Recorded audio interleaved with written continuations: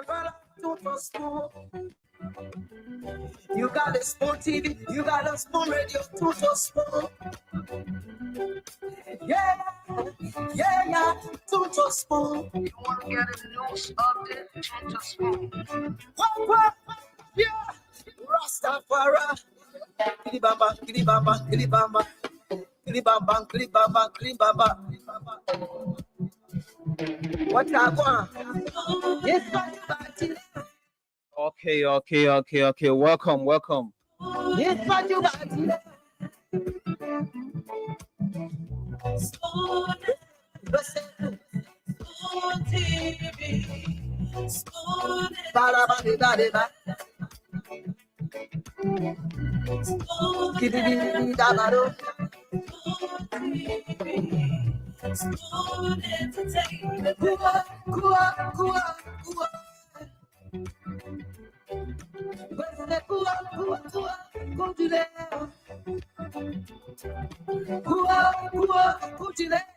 Okay. A pleasant welcome to Liberia #1 premier talk show, the Spoon Talk tonight. This is where we talk real conversation. This is where we discuss national issues. This is where all Liberians in Liberia and around the world listen to get first-hand information.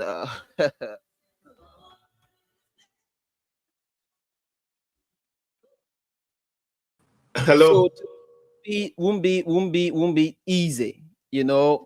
Once it's Spoon Talk, it just gotta be good. Hey, what's up? How are you, bro? Spoon gonna tell you what is happening in life. So I want you to just sit and listen. Spoon gonna tell you what is happening in Monrovia. Hello. Spoon gonna tell you. All right, folks, welcome and a pleasant way of welcoming you again. Coming up shortly, the team will be joining us as soon as our producer is prepared. He's going to be back on here. We are very sorry for coming on a little bit late. That was due to some technical issues. So we want to say sorry, but the team is now set and prepared. Dr. Richardson is in the back, and I'm told the CEO will be joining along with the other guys. They all will be joining to make this show a success today. So let's bring back our producer. Hello, are you hearing me? Hello, James, I'm hearing you. How are you? So let me bring Dr. Richardson on. No time to waste. Okay. Good evening, Dr. Richardson. James, hello. How are you doing, producer? I'm doing good, Dr. Richardson. That's Well, good. I'm okay too. God minding me. Oh, God always mind you, James, and He will mind you forever and ever. Amen. Yeah. So welcome. You can now take over. We are sorry. It was due to some technical issues, but at least we were able to get it. Okay. All right. Mr. Producer Joe, you must be new. I don't think I've seen you before. I'm always in the background. Oh, okay, good. Yeah, he's always good, in the back making sure. good to have you here today. Thank you. Did you take calls? Maybe we can take some calls for a few minutes for Liberians and let us know what they're thinking or what they're talking about in Liberia. So we can do that as we wait for the other panelists to sort of roll in. Yeah, Joe, you can go ahead and take calls. Ask the people what's on their mind. Let them speak their minds. All right. So the lines are open. You can place in your calls to 055101075 so that you can tell us what's on your mind. So let's take the caller here. Hello? Hello, your name and where are you calling from? Yeah, good evening to Spoon FM family and good evening to my peace-loving people of the Republic of Liberia and good evening to you, dear Nancy Collect Studio in Liberia. Totally the issue, the topic under discussion tonight in my mind. This Spoon Network is created to each people, every one of us as a Liberians to express their grievances or their deep enchantment. It's a Liberian people network. Speak your own, I talk my own, you talk your own. We all make national differences and move Liberia better. Liberia is all we have in common. They pass tonight on the Spoon Network I talk and make a pressure and my disenchantment about our governing system. Somebody came to counter react. Look, liberal for all of us. When it comes to liberalization, nobody more liberal than their friends. So we have to speak the ill in the society. Talk your own. And we are the problems. I will always say for 1822 to 1847, to 1847 or to present, we are the problems. And we got to identify the problems before we can solve the problems. What are the problems? Our leaders, the way they run this country, All right, thank you. please say to all of us. So this is why something has. Hello, your name is where you calling from? Good evening, James. G, asking where they call Yes, from. Carisi. Yes, I want to talk to our lawmaker, District 7 or Musa Bedete, who owns the True FM. Look, Mr. Bedete, kindly, the CEO, Live Bedete, monitor the radio station when it comes to the SKTV show. I mean, you have vocabulary insulting president, insulting citizens because we do fight with them. People gotta be very, very careful. Please monitor the radio. True FM is a renowned radio station that we all love to listen to. But I will tell you very well, the SKTV is making True FM radio station look bad. You can't talk the negative of the government, but don't insult the official, don't insult the Liberians. Because we do not follow what they say, then they insult us. Please, I beg you, Honorable Benedict, please let this the True FM. Thank you very much. All right, thank you. So let's take this. Hello, your name is where you calling from? I'm there, Jay calling from something community. Okay, what's on your mind? On my mind, I want for the president, either order, any other person I want to honor my like them and scratch them because we've been suffering in the country for so long. All right. Hello, your name and where you calling from? Good afternoon. Good afternoon. Your name and where you calling from? My name is Bazai Kone. Why is on my mind? We bought the land to VAA, but I don't got a lot of strength now. People who bought the land from the selling the land, including even the beach truck they are taking money they pay. Some of the land now are so they make it all weak. I don't go in there make me weak, so I call it those who order buy land there, so that we should go to the government, so that government can fight for us because the people who sell the land, they don't want sending people there to manage them. VOA. All right, thank you. So let's take the next brother. Hello, your name and where you calling from? Good evening. My name is Oscar, the segment calling from Compass Nima County. How's Nima County? Nima County is okay. All right, tell us what's on your mind. Yeah, what on my mind have to do with the rule conditions. When the president was coming to leadership, he told us that no car will fish in the mouth in 100 days. But my brother, we have observed the rule that is from County City to Ban City, that District 3, 4, and 7. That is the rule for car to go. For the past almost 1.5 years, the road has been cut off and will be calling, no way. So I want to take this time on the social media to call upon the representative government. They told us that no car will fish in the mouth. But the citizens that are living from Campe to Ban, between District 3, 4, and 7, there's no room for them. So I'm begging them. Let them go by their promise. After when you promise your citizens, you got to do what you promise them. So our citizens are suffering. So I'm begging them. Thank you. All right. So let's take the next brother. Hello, your name and where you calling from? Yeah, me is Peter Joa calling from Johnsonville. That's Johnsonville. Yeah, well, Johnsonville is okay. Okay, tell us what's on your mind. Yeah, what on my mind is have to do with the traffic light in red. The traffic light, the port did well to Pro Junction, all the traffic light functioning. But the one they instruct to red there for now is not functioning. We had to bring embarrassment to us because when you get to that place, to that intersection, the car don't know where it's going, motorboat don't know where it's going. We don't even know where it's going. The police all there, we don't know who is the police. We don't know whether that is the refer police. Every one of them in different things, staying on that road with switch in their hand, learning to that place. Even if you're rushing to go to work or go anywhere, to even cross that road looks so embarrassing.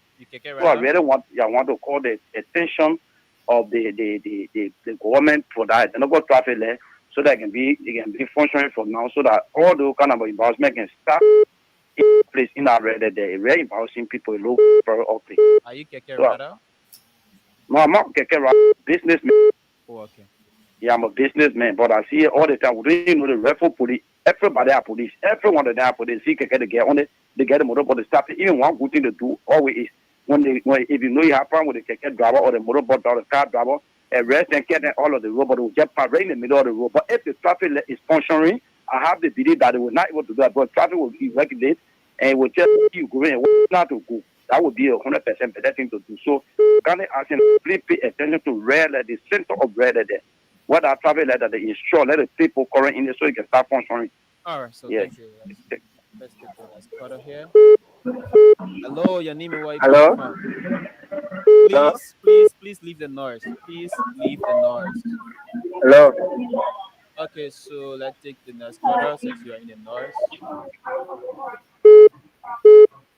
Hello? Hello, your name and where you calling from? I'm for the scanner calling from Sokune. Okay. The thing in my mind for tonight is for me to tell the present congratulations for the decision in making for Latin people, for all to be benefit, mainly for the law, material, and will not be exporting out of the country. The Latin people, they get their factory in Liberia so that they will be able to work and support their family. Liberia, we are suffering. We've been suffering for 1847. This is the 2026. The people, 2025 to 2026, the people will be enjoying their resources while they get in the country. So I bless God. I thank God for the present. May God give him long life to help the Latin people. Thank you. All right, thank you. So let's take the next quarter. Hello? Hello, your name and where you calling from? Yeah, I'm always calling from Chicoton. Has Jigotan this evening? Chicoton is very kind to me. One on my mind is that I was nominated to go to East by the DEA. Which are very frustrating. They are wearing their brains and then we thought that they are better protect our property, but unfortunately, I'm a businessman. Before I arrested me, and we're going my friend had sold them. And then the DA guys rushed to me. I and my friend arrested us. They checked me our bed. We're going to do business. I'm a businessman. We're going to do business. The guys arrested. They rushed because my friend saw that we said I had sold them. When the Liberia man started, the Liberia man to our DA officer. I had many places to set up behind. Internet in more sister Morena. We got past all on the sister street there. While going, the hammer half further. Now my have my phone and half further. You told the Liberia guy to stop. And then when the Liberia guy stopped, then I see when the boat being my father, the DA people not went down there. I did it way. Just to off. But I said because I have my business bag on my back. I'm a businessman. The guy was up, they arrested us. We have all the cars there, on our finger street. They charge us, they check all your up there. Why you never see them also? Nothing that is okay. No fever, nothing. What we want you tell your kid job doing. You can't job doing, I don't know what is job. The child, this is nothing. But how they tell us things, so God, nothing, the job doing up there, but we take care in the office. I said, but why not you go to business?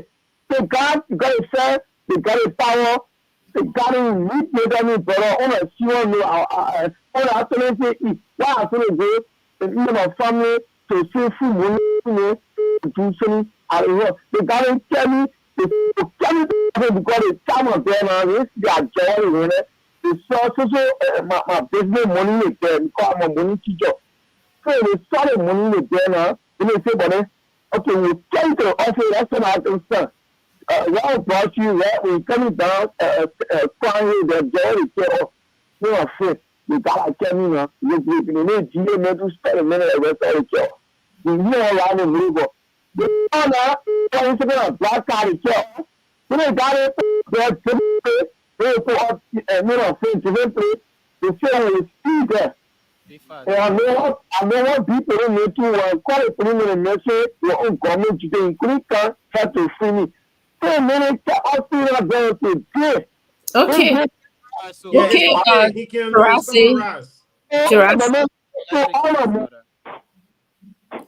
Jurassic, let's we're gonna start the show. I see Mr. Kennedy is here. I want to just welcome him to the show. I want to just say thank you for allowing the Liberian people to express themselves. But Mr. Kennedy, how you doing? You okay? How you? Yeah, sorry, I was on another call. Yeah, but I'm doing very well. I'm doing so great. It's good to be here. Happy Saturday to everyone. Yeah, it's the beginning of the month, August. We already in August 2nd, by the way. Yeah, and thanks to our producer, my man, this young man. Thank you so much for the support. Good day. I didn't see you. I don't see good day anywhere. The man I can't see it. I know. So Jurassic, you want to just maybe talk to us about what's going on in the country? I have a few things on my mind, and I'm sure Mr. Kennedy has a few things he'd like to talk about. But what's going on in the country? Anything going on today? I know Saturday tends to be a slow news day, as you guys tell me. So today, the weather actually was really bad today. We experienced a bit full of rain today in Monrovia. I already know about the other part of the country, but it was a bit rainy. Yeah. So, and in Liberia, when it's like that, you understand that most businesses, especially roundup bars, don't really go out. They find it difficult to sell that goose and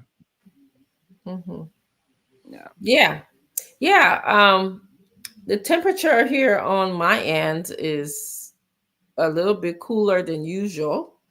We're in the summer season now, and so it's hot. It's been a very hot summer this year. But so it's interesting to see that, the rainy season is, it's in Liberia. We get rainy season as this time, the same time, but for some reason we don't like the rain in Liberia as much. Someday we'll get the hangover, functioning. Maybe our country will be more conducive for businesses and traveling during the rainy season. But let me just turn my attention over to you, Mr. Kennedy, and then let's just see what's on your mind, what's going on, and then good day. There's a few videos. I hope you have them all loaded for us that we're going to be talking about tonight. Anyway, how you doing, my brother? Good day, Flomo. Honorable James, good day, Flomo. Is there you coming around in feasible district? They were being there, you know how I be doing. Don't put foot invisible. Anyway, good evening to all of our viewers and those who always come to support us. We appreciate you following us. I mean, people call all the time from Bapulu saying, Paul, thank you to Spoon and all of that. Y'all keep it up. We are here. The most we can do is to continue to point out the issue. Dr. Richardson, what's on my mind is the pending Say No to Drugs campaign. Let me begin by, extending my utmost gratitude to the organizers of, this campaign. I think it's way overdue, and people in Liberia should begin to speak up to the issue of drugs availability, and I mean illicit drugs, not pharmaceuticals that are there intended to help our people. I'm talking about the likes of the heroin, the cocaine, anything that is illicit, including alcohol. Dr. Francine, would amaze you to think that people really don't know that alcohol is a drug, and it's very addictive. But in Liberia, people buy it and drink it openly. And they even send small children to go buy it. I was growing up in a household where people used to send me to buy liquor. Now people still send their kids to go buy liquor. And people are drinking and driving with the liquors in the car. people are drinking liquor just everywhere, in every public place, in every recreation facility. They are carrying liquor around and drinking it and selling it. So I will speak to the organizers of this campaign to also add that to their petition, so that we begin to consider to take liquor, alcohol of any form out of the public reach, because it is the cheapest form of drug. First of all, it's very highly accessible and available. It's everywhere. You can go in one corner and just see and buy it. So if we put some regulation in place to make it difficult for the teenagers and young people to have access to it, I think it also form a formidable part of their efforts of this organizer of the Say No to Drug campaign. So that's on my mind. And, I will reach out to those people who are organizing the campaign, make my little contribution I can make, and see how, we can all work together into making this campaign possible. There are a whole lot of young mental health awareness a group. One of them is Liberia Safe Space Initiative. They are doing very well in the community. It's a community-based organization. Is reaching from everywhere here and there. We need to empower those kind of organizations to continue the fight and advocacy for mental health. Thank you, Dr. Francine. Great. I want to welcome Mr. Gallus. I want to give you a doctor title already, but we got doctor title. So, hey, we all should have doctor title on this show now, right? I want to welcome you. I also want you to tell us what's on your mind, but I just want to let us talk about this drug issue for a little bit, because that's very dear to my heart, although that's not my expertise. I'm more like a trauma type client center therapist. But I had to take the course and also go to practicums and internship involving drug use. I think it's so important. I was just speaking to somebody right before you guys came on the show, and right before I came on the show, and they were telling me that drug use is a problem in Liberia. And the person was trying to tell me that they believe that it comes through, they saw evidence of it coming through the country by government officials. Okay. They name a certain airline that brings the drug into the country. Now, I don't know, but I'm just, saying what I heard or what the person told me. But it is, it is a pandemic in our country. It is an issue. And Paul Kennedy, you raised such an interesting point. People may think, oh, I'm sending my child to buy alcohol. They dare not drink it, because we are such disciplined children. But children are so impressionable, okay? When you send a child to buy alcohol for you, you are trying to tell them it's okay. Even when they're on the reach adult age, that it's okay. Alcohol is okay. It's an appropriate form of substance that is, like he said, people don't even consider it to be drug, but it does. It have altering power. That's the difference between drugs and other things. Drugs can alter your behavior, alter the chemicals in your brain, your wiring, the way you behave, okay, and the way you feel, your way of thinking. When you take drugs, no matter if it's alcohol or they got drug called solar panel in Liberia. Trust me, they do have that name, because I've been having classes in Liberia about drugs to some students, and one of them told me, oh, there's a name of a drug called solar panel. That was something very new to me, but it does alter who you are. So maybe we can talk about drinking age in our country. We can talk about rehabilitation, something that you talked about, Paul, empowering those little small rehabilitation centers in the country. We can talk about some universal, or not universal, but mostly center around the drugs in Liberia, a campaign, some kind of regular jingle, make it intentional. Billboards relating to drugs in the country, I think would help our people. When I go, I see billboard of wine in the country. I see billboard of, I was there, I saw billboard of former government officials say the campaign billboards were on in the country. So we can, use some of our space and some intentionality and put those billboards up. But I just wanted to speak about that, because drugs is an issue, including alcohol. Alcohol is a form of drugs. So I'm just going to ask you what's on your mind, and if you want to add anything to that, that'd be great. And then we can move on to welcome Mr. Darius too as well. You can discuss what's on your mind. Thank you, Dr. Richardson. Look, I'm not a doctor, but hopefully someday it may be conferred. Look, I attended some good universities and colleges in New York. Berkeley College, for example, is one of the best business schools. So if you are thinking of, matriculating to a business school in the U.S., consider Berkeley College. I also went to the City University of New York, where I did my master's in public administration. CUNY, the City University of New York, is one of the best. It's a top tier public institution in New York and in the US. Hopefully someday they will confer a PhD, right? Honor a doctorate.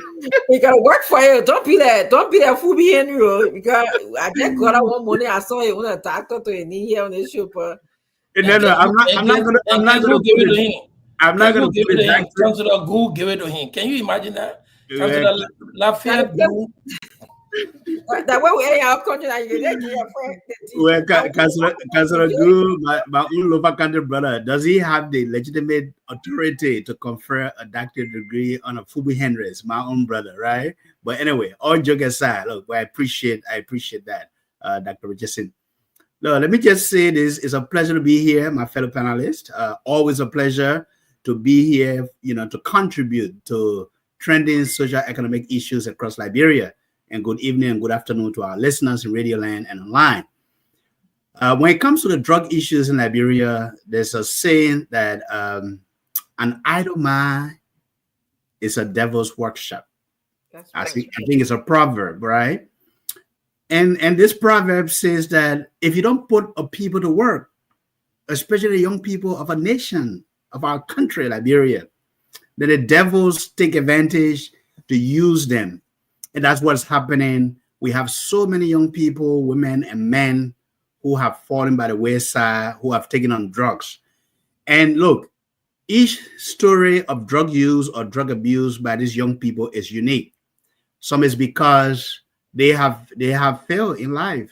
Some is because they have given up. They have tried everything and they have given up.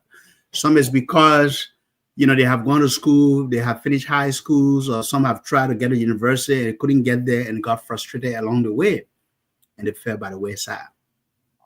And I think this is the most pressing issue about Liberia today, the drug issue, the drug epidemic across our country. So I think I applaud, the people who are trying to make a change, to bring a change, to make a difference. But I hope that the government can put more resources to address the drug issue across this country. But what is on my mind today, we talk about trending issues.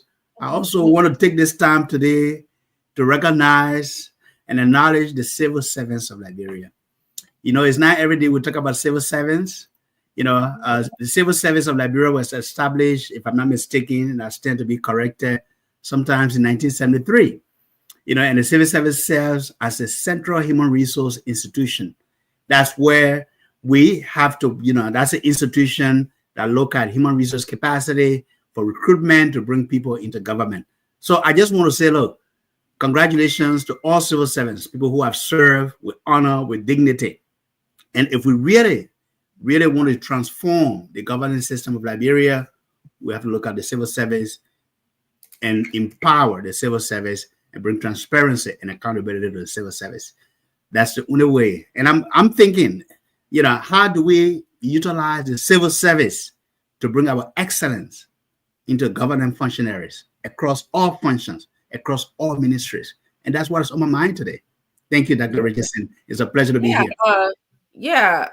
Talking about Agalis is Mr. Agalis is such a good kudos for the civil servants today. Sometimes I wonder, those people go into work day in and day out, and they tell us sometimes they don't even get paid on time.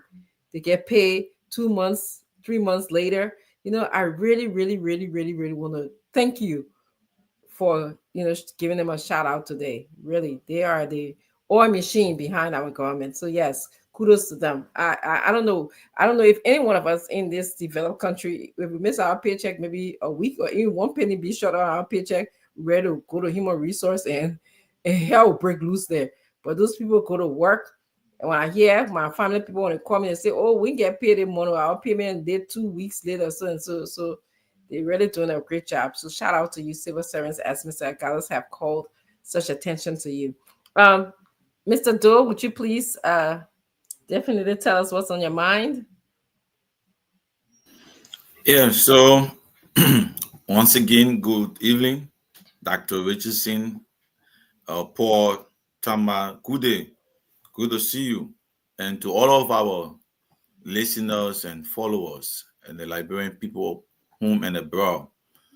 The issue of drugs is alarming.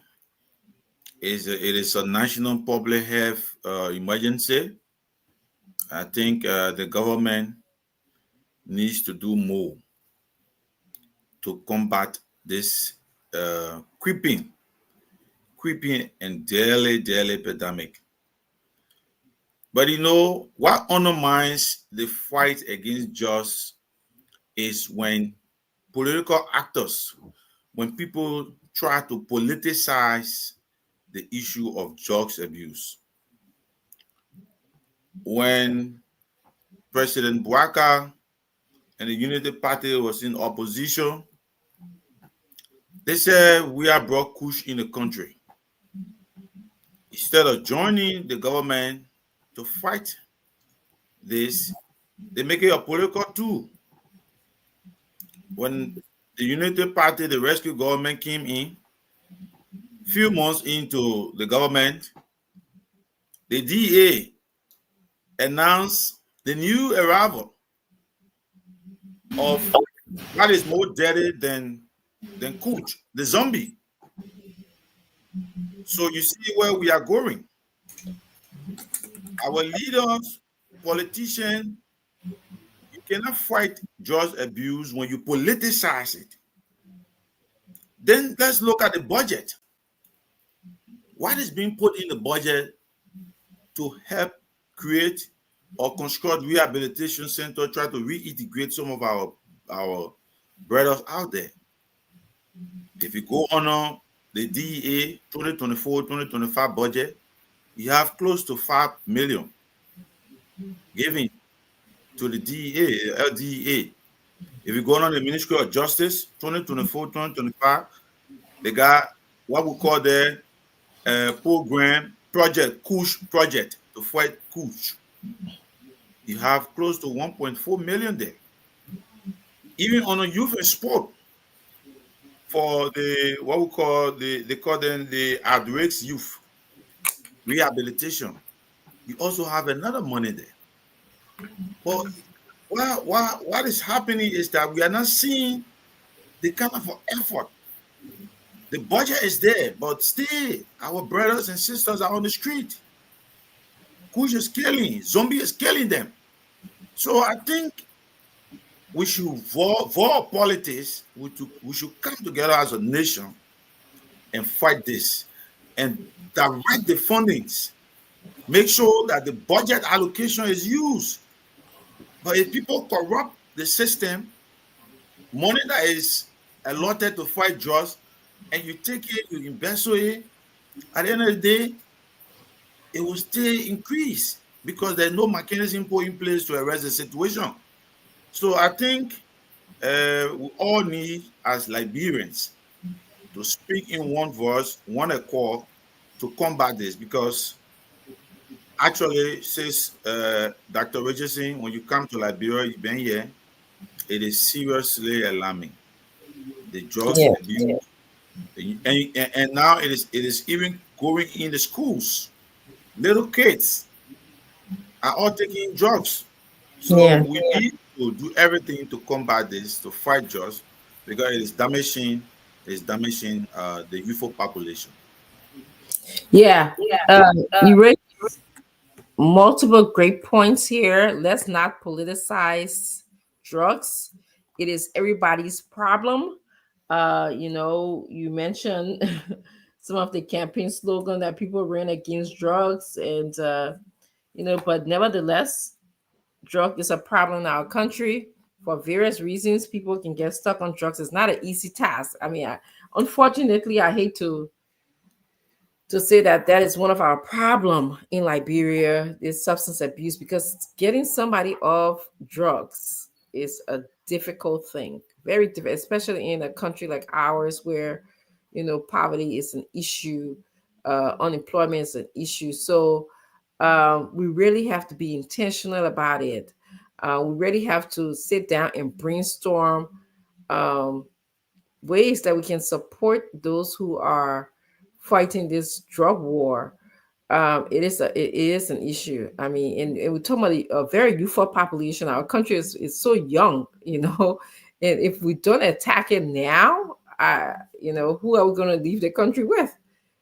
So I just want to thank you for highlighting this especially the budgetary allotment. You know, we talking about we have put money in the budget to solve this problem, but we don't know how measurable the outcome of using the money to solve the drug problem. I like to see the evidence that said, okay, measurable outcome. This is what we have. You know, this is what we've done. But I'm not quite seeing that. You know, I know we built a few outrageous centers, and you know, those centers, nobody can measure with substance abuse. You have to measure it. Even with mental health, basically, you have to measure outcomes. Is it working for us? Is it, you know, are we getting the desired outcomes that we want? And I don't know, but I read something, and somebody said something good on the comment section. They also talk about, and which has been an age-old discussion here in Liberia and in the show, that we should tax something like alcohol. Tax it. I think alcohol is being taxed. It's been taxed. Yeah, it's been taxed already.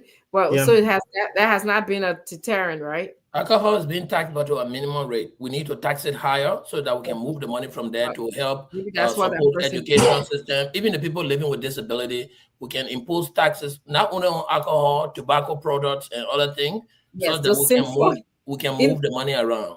Yes, thank you, Christina. In other parts of the world, they call it the sinful behavior, sinful tax behavior, alcohol, tobacco, and all of those things, gambling.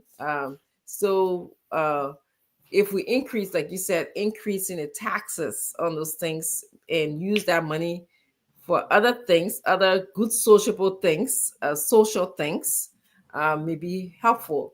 I think, James, you wanted to say something and I interrupted you, or maybe you interrupted me. Did you want to say something? I'm waiting for you. When it is my turn, I will speak. Okay. You were speaking. Yeah. I was just saying that, you know, in the developed world, they use these, you know, these revenues from using alcohol for, you know, social services.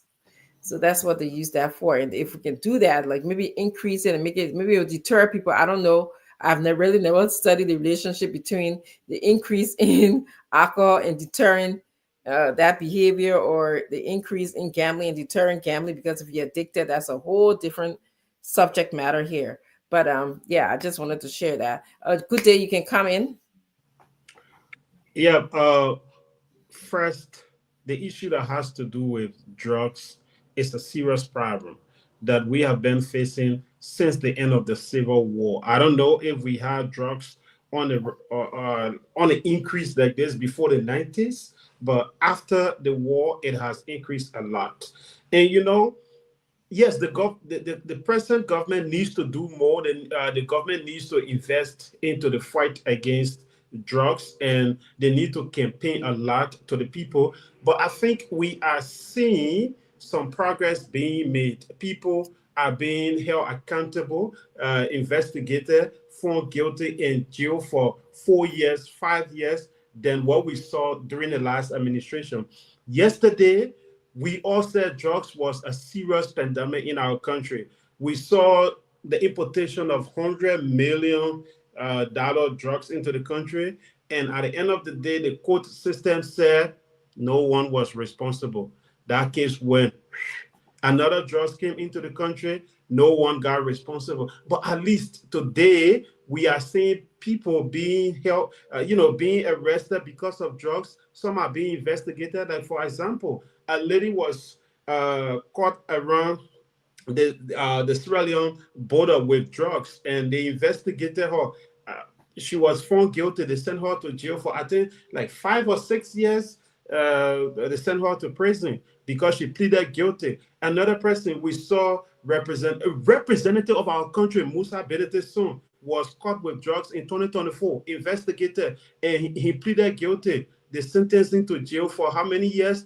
4 years in prison. At least these are paths that, yes, the government is fighting, though we still have a lot in our community, but those are signs that, hey, if James is found guilty, if James is found with drugs tomorrow, he will go through the court system, and it doesn't matter if James' father is a representative or a vice president or a president, James will go to prison when he is found guilty. Thanks to the last administration, there was a drugs law that was passed that if you are found guilty with drugs, I think minimum would be 20 years in prison. But if you plead guilty, it left with the judge to determine your sentence.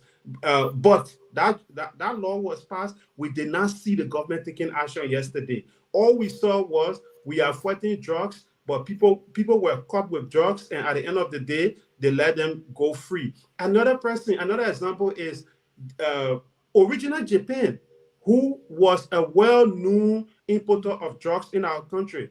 They did not arrest him yesterday, but this government came, the government tracked him down and found him guilty. He's currently in prison. I think he's there for like 10. I don't know the amount of years they sentenced him for, but he's more than 5 years. So these are precedents that are being set that if you are out there, you're doing drugs, you know what you are doing. Anytime if the government catches you, it's going to backfire on you, and you might likely end up in jail. I think these are indications that the government is fighting, but they need to do more. They need to invest the money. That is, the budget needs to get, uplifted, and the people in the community. This fight against drugs has to be a community base. Not just the government, but it needs to be a community base where everyone will be security on security. Like here, if I am doing drugs here, what the people going to do? It's not the police that is going to arrest me. My neighbors around here, if they notice that I'm doing drugs, the first thing they're going to do, somebody is going to call the police unknown to me that, hey, this guy in this room or in this apartment is involved into drugs. And then the police now will keep an eye on you, or the drugs department will now keep an eye on you.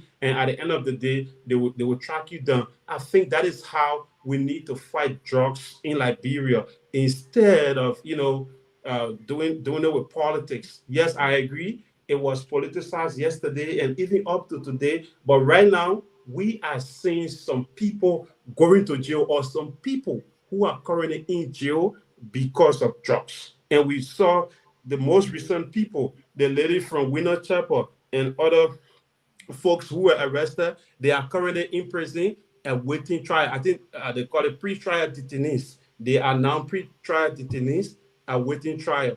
At the end of the day, if they are found guilty, they might likely serve over 10 years in prison.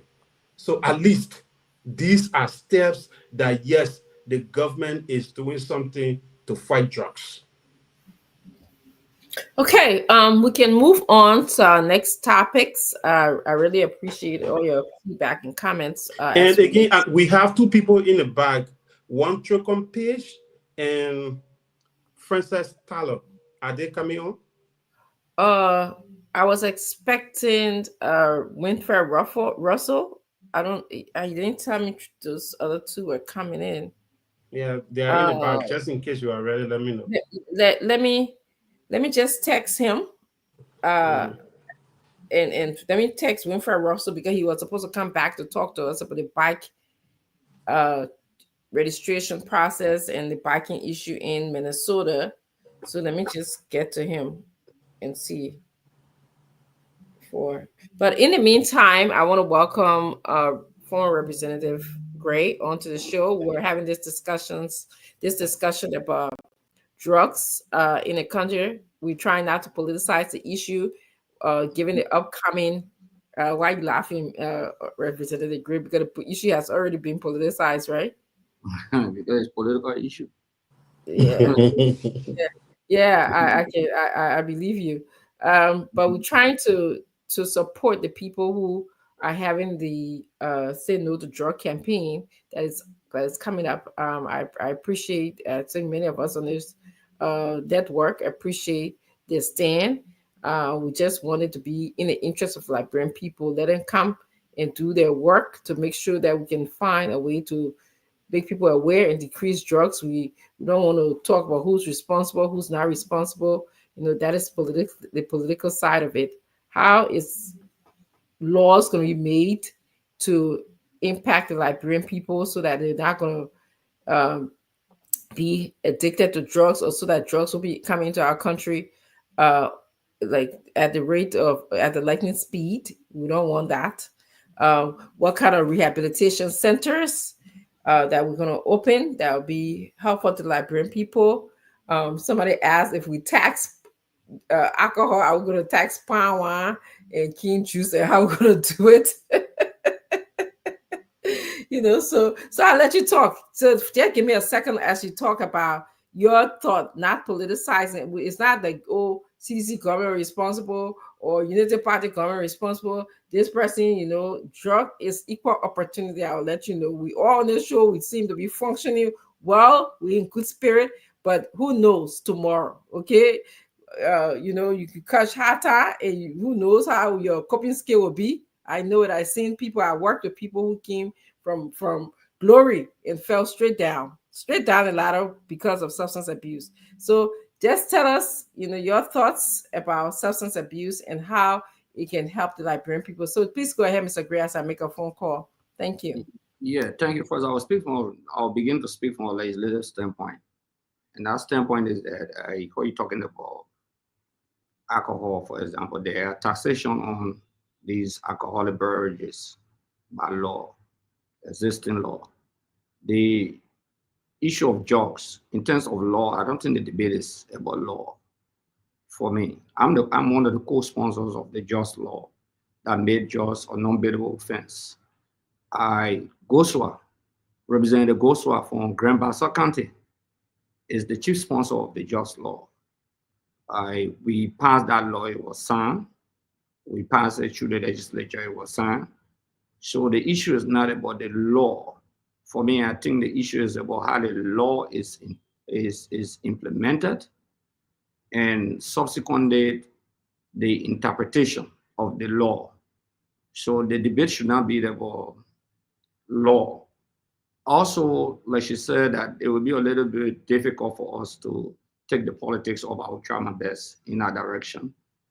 I think to holistically battle drugs, in my mind, we have to start from a few areas. Besides the government enforcement authority, we have to start from the communities.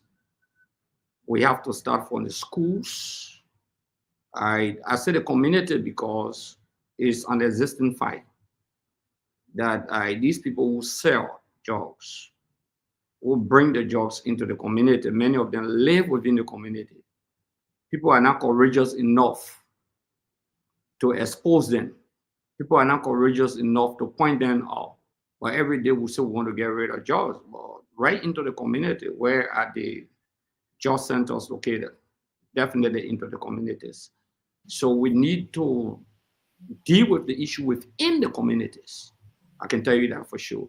The next thing is that the schools. If I have my own way, all school going kids, especially those from 6th grade all the way, we have to be tested. It's very important. It should be a requirement because you'll be shocked. I taught, right? I dealt with a lot of students. You'll be shocked. 6, 7, 8, 9, 10. So it's a kind of a serious situation that we're discussing here. We could lose an entire generation, a generation after us. So like you said, I try to take the politics out of it. And I will begin with myself. People usually say, oh, he can take drugs, or he can smoke. No, never ever in my life. I don't hear it right across my mouth. Never ever. What I said, ask the Mo Ali, the Stephen Johnson, those are kids who live with me. They know that. Never. I am a witness to that. I've been with you for some time, right? Yeah. Yeah. So when people say that, they politicize this issue of drugs, maybe my bravery, my courage, no big politician had controlled me when we're in my 20s. So they imagine that it's not normal, seeing this child coming, or it's not something normal. So when you say, that's why I say, when you talk about the politics, that's why I say it's difficult. Because even the people talking about jobs, some of them are said advocating for jobs. They lie a lot, but that's not an issue for me. The issue here is that the parents themselves will have to get involved. Do they check the book bags of the kids when they come home? Do they check on their children? Do they look at them? I have friends. Okay, I have friends. I don't have to call them, but who are losing their children to this situation. Very dangerous. I'm involved into talking to one of the kids about that. In fact, I look at the kid coming from school sometimes when I'm to the house. I look at him, I say, no, not too satisfied. Because sometimes the kid come from school, he just go directly, there was a school my daughter was in Liberia. You'll be surprised. The kids in 7th grade were playing with jocks in the school. The school had to expel almost 21 of those kids. And those children were, majority of them were people of top-notch government officials or in the private sector, some working on milk. So the next thing is that whether the parents themselves are involved into it, you'll be shocked. One of the schools, and the child was the transporter to another school. We go there 7 o'clock in the morning, wait for the kids to come and sell. I'm telling you a real story. My first time going to PTA meeting for my daughter, the school authority called me, and people who you expect should be chastising the kid. They were defending what the school policy on drugs. I'm talking about big institutions in Liberia. What I say, you should not be talking to. In fact, you've been former immigration. Yes. So the parents were, it's a real thing. It's very serious. Okay, like you said, we should detach politics, all of it, but it's a very serious thing. That the whole generation is not just a joke. It's a whole generation, and the vulnerability of almost all the young children, the school-going kids, especially, that vulnerability. You think maybe you send your child to DJ Roberts, or you send them to Catiro or B.W. Harris or maybe other schools, you are making mistakes. All right. We got to fight it within the communities. But Thank you. People don't want to show people, or maybe some of them are breadwinners in the community. The kids are into that community, not just breaking the ghetto centers down, but rehabilitation centers, for example, just less than 30 seconds. We need to invest, not just rehabilitating. After rehabilitation, they come right back into the communities. They begin to interact with the same group of people. Can we have something like job creation for them? We have something like agriculture, TVET programs, where they will get employment, where they will get employed, where there will be transformation. I'm proud of a girl that worked in Nyombli office. I've been knowing her for a very long time. So young lady come here. I see Nyombli has taken her in after she went through the rehabilitation. I am proud of that because I've been knowing a very, very pretty girl, okay, who was into this business. But today I'm proud of her for the fact that Nyombli. So what do we do about that? It's not just pronouncement. It's about real action. It's not just about marching. We can march on that adjustment day. If we don't invest into this, government doesn't put money into it, that will be a problem. Thank you. Thank you, Representative Gray. So for those of you who, didn't hear him clearly, he did say that he does not do drugs. So people get accusing. I don't even smoke. Yeah, I hear you. That I'm just highlighting, echoing that fact, so people can understand, that you are very clean, and just because of your ambitious behavior when you were younger, a lot of people. Before you go forward, let me tell you, I went to a hospital. That was almost 8 months ago. One President Baga declared a just tax. I'm telling you a real story. Okay, right on DMC, some hospital right in Sinkoya. So I went there, I wasn't too well. So the guy, the order some tests. I didn't even know the guy had ordered just text on me. Seriously? Yeah. To the hospital. Well, are you concerned? Well, I'm concerned. I'm telling you, rather, to God. So that was actually, it was and funny. We take him to court? No, I didn't. No. When he brought the test, I got the results. I can send the results to you. It's nothing hidden. Okay. When they brought the test, then he said, "Oh, we did this, we did." I said, "But did you ask me, or did you have a perception that I can do drugs?" Okay. And he's smart about it. I said, "Look, but this you could be sued for it. When you want to give somebody a test, you should ask them to do a test." And they did a test, two different tests. Yes. So for those of us who, constantly are near the area of drugs, we talk about people, places, and things, like you are. Surprise you. I just want to say something. It will surprise you that the drugs now is being sold for $150, $100 LD. So when you get the kid these days resale and they're doing drugs, the resale alone empowers them. Then they get the other group that can load the car. You get in the car, they can make it in 50. That just money there. So it is being sold for $50 LD, $150. So you see how it's just spreading. It's so cheap. Yeah. So more youth are getting addicted. So we should not just treat them. We should not just treat them as I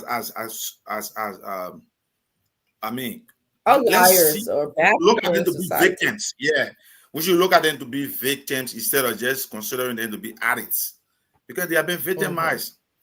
Okay. Yeah. So we have people representing Mr. Russell in the back. That's what I just called. James, can you please bring them on? There's an issue going on in Minnesota right now, and many of you know that Minnesota, I think they won the contest in terms of celebrating our Independence Day. But they're kind of chatting the course in terms of setting some directions and having some conversations about wonderful concerns, community concerns. Mr. Russell sent his representative because he couldn't be here today. I think you heard there's a 8-year-old child that died in Minnesota because they did not know how to swim. I think he died in a 3-foot water or 4-foot water, and he's 8. So it sort of speaks to the importance of just swimming, learning how to swim, and surprisingly, I'm sure you know that, but this is one of the number one issue in Black communities. Our children do not know how to swim, so drowning is an issue. So even though we're not going to be talking about that today, but he couldn't be here, so he sent Francis and he sent Trickham Page, Mr. Trickham Page and Miss Francis Tyler to be here today to speak about the issue relating to teaching children and adults how to bike. He started this conversation with us. He talked about some of the privileges of living in Minnesota. You can have beautiful parks, and also you can learn and get free bikes to ride no matter how old you are, is what I'm understanding. So I want to just turn our conversation briefly. We'll give them at least 15 minutes to discuss this matter with us. We can ask them questions. It's a community service that we feel impelled to do. Go ahead, Francis, and you want to introduce yourself, and then Mr. Trickham Page, you can also introduce yourself. Francis, I hope you don't mind me calling you by your first name because I feel like you've been here before. I know you, so I'm a little informal with you. Yes, thank you, Francie, and I'm happy to be back here. Thank you all for having us again. As you said, my name is Frances. I was Winfrey Russell campaign manager before, but I am a registered nurse and I can say a public servant. I'm in the community making sure that we are promoting health and fitness for the community. So yeah, we will be talking more about that later on. But just to briefly introduce myself, my name is Frances Tyler, and I'm here on behalf of Winfrey Russell to talk about Pedal Jam, an event, a family event that we will be hosting on August 16th. Yeah. I'll pass it on to Trickham. Yes, Mr. Page, can you kindly introduce yourself to us? Well, thanks for having me. My name is Trickham Page, and as you mentioned, I'm part of a team that is beginning to take a new direction on how we engage healthy living and other resources and services that the community need. And we're taking a unique approach around how we move in that direction, and not just from a gut perspective, but more so from a data-driven perspective as well. And so I'm excited to be here, and I would like to thank you for having us. Trophy. Yes, thank you too for being public servants. I'm going to first of all ask Mr. Kennedy to ask his question to the team, to both to you, and also then we'll go to Mr. Gallas, and then we'll go to former Representative Gray. Thank you, Dr. Francine. Welcome, Ms. Tyler and Mr. Page. It is really good to have you on Spawn. This is a fascinating program you all have, embarked upon. I would just like to ask, what is your motivation? Why are you starting such a program, and how is it looking to benefit our community? So one of the things, again, let me just talk again. I'm not a public health expert, but I've been around nonprofit space. One of the things that is prevalent within our community, and when I say community, I'm just talking about people of color, the BIPOC community, is the inequities that exist not just within the public space around housing, but also within healthcare, and into so many different spaces. And one of the things that's germane to us as a people is we'll find ourselves gravitating towards the soccer and the basketball and others, and they're great, and they're all great activities. But we chose to take a different approach around how can we incorporate some of the park systems within Minnesota, and encourage our people to be healthy and use the data that we derive out of that experience to drive public policy outcomes as well, right? And so when you think about it from that angle, um, we're not just, again, this is just one of the very first initiatives that we're doing, which is to learn to ride, but it's also bringing families out. So you have a lot of our kids, for example, sitting in after school or on the weekends, on video games maybe, or visiting family, and there's nothing wrong with that per se. But when I was growing up, one of the things that we did a lot around is we came outside, we ran around, and we kept active, right? And so, how can we begin to put a program together to bring families together to enjoy active living, or while accessing some of those resources that we have, and then use the data that we drive from there to drive other programming. And unfortunately, as Francine kind of set the stage at the beginning of the conversation, we were in conversations with Three River Parks to do a learn to swim program, a very critical life skill again within the community, right? And unfortunately, this young child lost his life tragically on the school field trip, because again, I'm not here to talk about all the things that happened to the trip because I wasn't part of that, but that's an important life skill for a child to have lost his life just because he didn't know how to swim, right? So how can we as a community bring people together and say, hey, these are challenges we're facing, and there's a problem.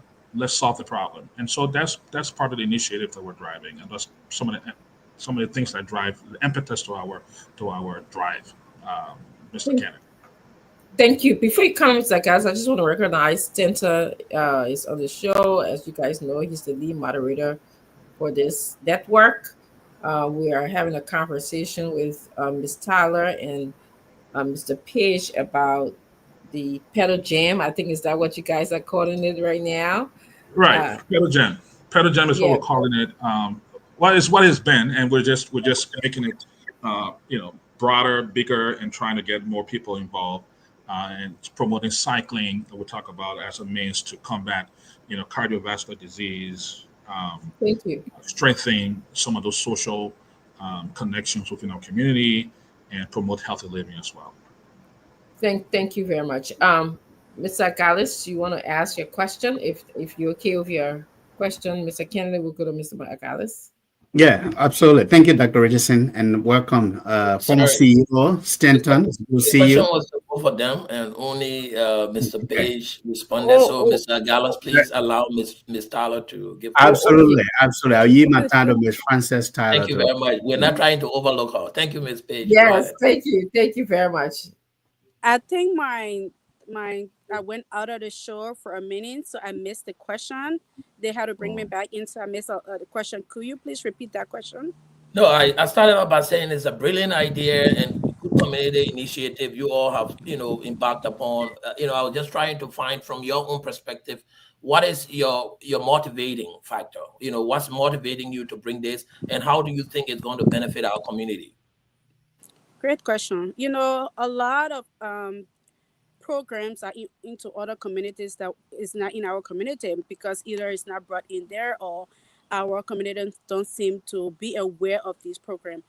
People may say, cycling, what is cycling? People ride bicycle, it's not a big deal. But what people don't understand is the health benefit of bicycling, right? A lot of the time, especially during the summer, the kids are just inside the house all day watching TV or on the iPad. they are not even associating with each other. But bringing them outside, one, they get to do exercise, they get to associate with each other, they get to learn their community, learn the bicycling routes around there. And the most important thing is the health benefits. The outside. Before, when we were younger kids, right? We never used to be inside watching TV all day and on our iPad. We were out there exercising, playing soccer, riding bicycle, playing games, and that was really good for our health.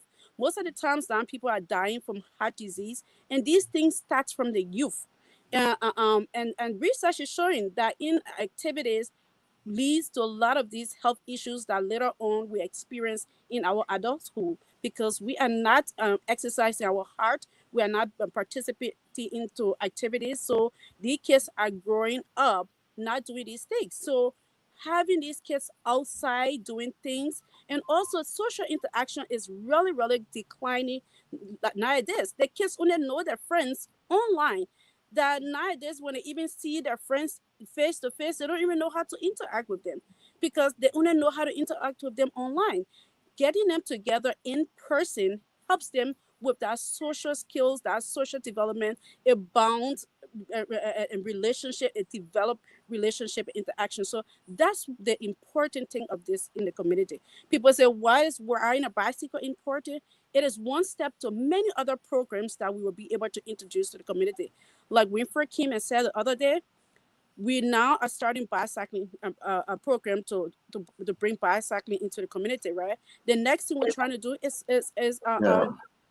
swimming, which is a public safety issue in our community. Like before, imagine Winfred came a week before he talked about this, and a couple of days later, this little boy died. It just to, I'm sorry that he died, but it just proved a point. Not that we would like that his death proved a point, but it did prove a point of how these programs are important for us to bring in our community. Thank you very much, swimming. Madam Talo. Thank you. We want to squeeze in a lot of questions, so just allow us, because I don't know why Winfred didn't show face today. Is he afraid of something? Yeah, afraid of you. No. Can we go look for him? Is he in the wood riding back? No, there's No, I know that Richardson. I know why he's not here. But Right. I mean, let allow Tama to ask his question. Yeah, so let me just also say, since okay, I was gonna move forward Go ahead, transition Dr. over to Richardson. Tama, but I We was just gonna say skipping each Winfred other. also. Go ahead. Yeah. Oh, I'm sorry. Winfred expressed his sorry for not being here. He said that there's a kid, part of Minnesota is mourning right now. There's a kid that was lost during to drowning. So our heart goes out to the family. On behalf of the network, I just want to say, is once a Liberian child dies, a part of all of us suffer. So I just wanted to say that. And then I'm going to move on to Mr. Agalis. Mr. Agalis, could you please ask either Mr. Page or Ms. Tyler your question, please? Thank you, Dr. Richardson, and welcome on the show, Francis and Trocon. It's a pleasure to meet you. First of all, I want to take this time to express my heartfelt condolences to the family of the child who drowned in Minnesota. I don't know them, but as a parent myself, I have young ones. It is a parent's worst nightmare for a child to go swimming and only to hear that they have passed or they have drowned. Learning how to swim is a life skill. It is good for young people to learn how to swim, for their own safety, for their enjoyment, and for their own health, right? And when it comes to bicycle riding, I think also it's a valuable life skill because it help with not only your physical well-being, but your own motor skills, how to balance, how to, be physical. There's a lot of benefits that come with being physical in your community. So I think it's a great program that you guys are trying to get communities and families to come out. So here's a question, and each of you, could take a turn at it, stop at it if you want to answer. What will you say today? I'm not sure when this program started. Maybe I missed it. What's the genesis? If you can share some light on it. But what has been your participation rate? and what successes can you share that you've had, since you've come into operations? And then secondly, what would you say are some of the incentives that you offer or that your program offer to families and young people in your community that you want to get involved in this program?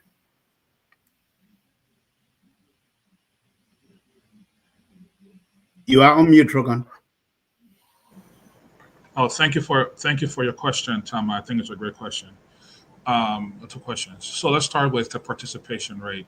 If anyone, again, we've established the baseline that physical activity is good. We established the baseline. Again, research shows that just physical activity around cardiovascular disease could decrease the risk of by 30 to 40%. So that's a big thing that we almost do. So that's the baseline.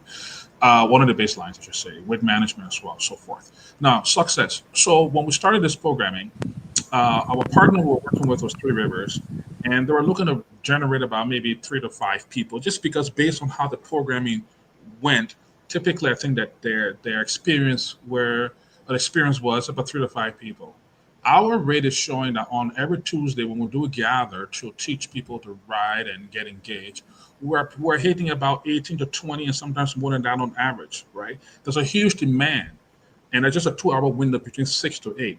Last week, for example, we had within a matter of 2 hours, we were able to put 3 people or so on the bikes that for the very first time had the experience, right, of riding, from young kids all the way to adults. What was interesting also, I saw an elderly woman, a Liberian elderly woman, and I would estimate, don't take my word, don't take my guesstimate for that, but she must have been at least late 60s, maybe early 70s. And that woman sat on a bicycle, and she just rode around. You could just see life come back into her. I don't know her name. I never met her before. That's my first time.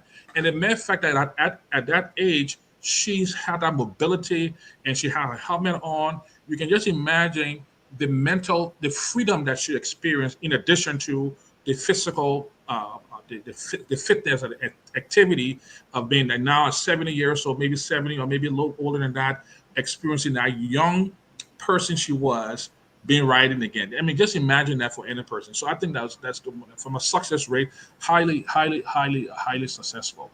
What do people get out of this again? One of the things we'll be doing at the end of the Pedal Jam event on August 16 is people who are registered will have the opportunity to win an electric bike, an e-bike, or a traditional bike, right? So we have bikes out there where your name will get put in the hat, and as a result of you participating, you'll have a chance of winning an e-bike, which is an electric bike, or which helps with pedaling and help you uphill, or a traditional bike. So the stuff like that. And then you have a life skill, learning how to ride and keep yourself active and healthy as well. So those are some of the benefits.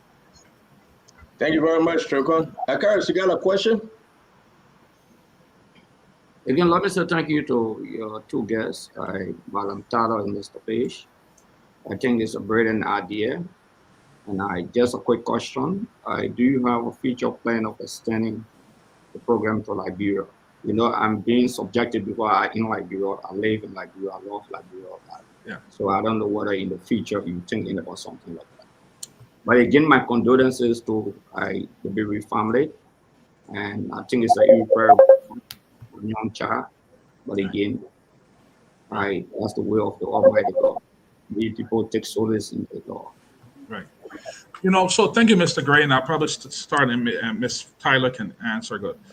Our executive director, Winfrey Russell, if anyone knows him, he's an avid biker, right? And he's very passionate about it. Just like an example, not to bring the politics into it, but we all know that we just had a very popular world best athlete, president of the country, and you couldn't take away soccer from him. I mean, he's very passionate about soccer. Same with our executive director, very passionate about biking. So anyway, he visits Liberia, and what does he do? He begins to explore Mount Nimba on one of his trips to be encouraged biking while he's there, right? So the idea of taking things back to Liberia, yes. But one of the things I would encourage, and I know this will be a little bit more controversial, one of the things I encourage, and I'm a little bit, I have an ambivalence towards that, is, Mr. Gray, you're right in Liberia. And promoting healthy living does not necessarily need to come from America to do it, right? You can be wherever and do it. So we can be here and you do form a relationship back and forth where now you have a group in Liberia promoting biking and promoting healthy living. And while we're doing it here, maybe together we can collaborate on that front as well. So Liberia, yes, as always, would love to come home and do stuff like that. But I think, we can look down on how we can make that happen and together collaborate on that front. So, that's how I address that point.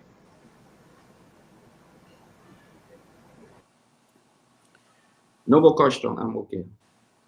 Also, to add to what Tampa question was, to what were the benefits of the participant. So this event is not just a biking event. We will have food, we will have music, we will have we're giving away T-shirts, we're giving out backpacks, we also giving out water bottles and snacks, right? So it's not just a biking event; it's a fun-filled family event where there will be a lot of other things going on, and it's just not biking. People are not just going to come there and get on bikes and go. We having burgers and hot dogs and drinks and stuff going on that day. Also, as he said, we have three bicycles that people will have a chance to win that day. We're gonna have it there. Those who register gonna be able to win a bike.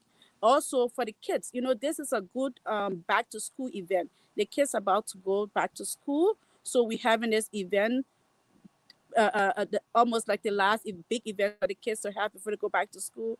We're gonna have a back to school backpacks. We're gonna have a couple of backpacks there where we'll be giving the kids that are gonna have book copybooks, pencil, and the things that they will need to go back to school. So we will be giving that away as well.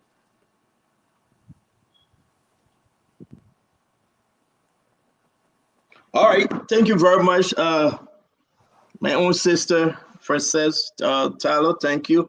Chukon Page, how you doing, man? How's the family? You're muted, sir. Oh, I'm doing good. Thanks for asking, Stanton. Great. Yeah, great. It's good to have you guys on. I believe before August 16, we will have Russell and you guys back because he really want to speak about this. He sent some videos, and again, our sympathy to the family that lost the loved ones. We pray, that God can be with them. And I believe it's a good program, though. And we really want to see you guys back, especially Russell here talking to us and talking to the nation, the importance of this. If you can just give us the address and time, location, everything again, folks that are joining us can follow you guys, and then we'll have you guys to come back that we can further discuss it one last time before the program. Stanton, do you happen to have the barcodes where people can register? Because it's really important that people register for the event, especially if they want to win the bag. If they want to win the bag, they need to register and get those backpacks and stuff. Is really important. We have the link to register and the barcode. So I'm not sure if we have that there, but So another thing we can do maybe is Stanton. Thanks for asking a question. So August 16th is the date, which is two Saturdays from now. So August 16th at 10 o'clock in the morning, we're going to be at the Mississippi Garden Regional Park in Brooklyn Park. People want to know more information about this can also go online to sarxglobal.org. And again, it's SARX, it's SARXGLOBAL.org. SARXGLOBAL.org. The event is on our website, and you can click on that link and get yourself registered. It's just basically your name, address, stuff like that, your age, just so we know how many kids coming, how many adults coming. We have enough bikes available for people who will show up, and then your name gets put in the hat to win the opportunity and be a part of the process as well. So August 16th at the Mississippi Gateway Regional Park in Brooklyn Park at 10 o'clock in the morning is what will be. Our vendors will be out there, like Francis said. We'll set up food. We'll set up a fun family event. Even if you don't know how to bike, just come out, and you might have an opportunity to jump on a bike and learn to bike as well, and promote healthy living using data-driven solutions as well. And if you don't have a bag, it's okay. There are Yep. a few bags going to be available for people who don't have bags. We're going to have a couple of bags. Bring your bags if you have it, but if you don't have a bag, we will have few bags available. Once again, Stanton, we want to thank you so much for giving us the opportunity to talk about this family event. We appreciate it a whole lot. And maybe I'm not sure whether Stanton you were on call when Dr. Francine made mention of that about the law. I think you probably picked up at the end about the young boy that died. He did not go swimming. He went on a field trip, okay, school field trip, and unfortunately he died, in a pond or something like that, a 3-foot pond. So before that event happened, Sharks as an organization was already thinking about creating a swim and learn to swim program. And then unfortunately that thing happened, the divorce passing happened, right? Unfortunately. So it kind of coincided. So at some point, right after our Sharks event, which was August 16, the very next initiative that we are launching will be the Learn to Swim event for the community. And so we're asking people to just get ready for that. It will be on our website. You can go and click on it, get yourself registered. Hopefully right after this August 16 is where we're going to go. Okay, so I believe this is what you are asking for, right, Yes. Francis? Yep. So again, you can just go ahead, take your smartphone and just go ahead, scan this in, and you're going to follow exactly what that's. Register for Pedal Jam. Again, it's beautiful. We wish you guys well, and we hope you can come back. Let's talk more about this. I'm going to keep it up. We're going to put it on our page. You can just join Winfrey also, a very, very, very, very good Liberian. Join the program, everyone involved, that we can make this a grand program. I will make one comment and then close up here, Stanton. I was quite really blown away about, and the whole issue of biking. So we have posted, Winfrey have posted the whole concept of this biking thing. And there's a gentleman, I know him, we're not friends, but I know who he is. I'm going to call his name because he was publicly. He said that. But one of the posting under his thread was, he's like, Winfred, his name is Francis Gibson. He's in Atlanta.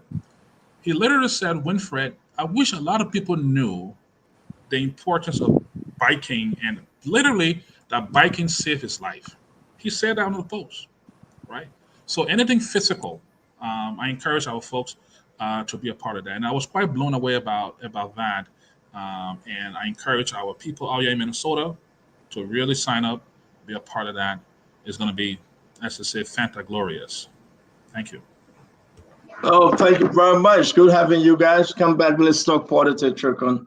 You can't run from the politics. You try to play it safe tonight. I have, especially with you, Stanton. I've intentionally tried, not because you tend to get. But people. who's running in Brooklyn? I heard a Liberian porter is saying in the race in Brooklyn, though.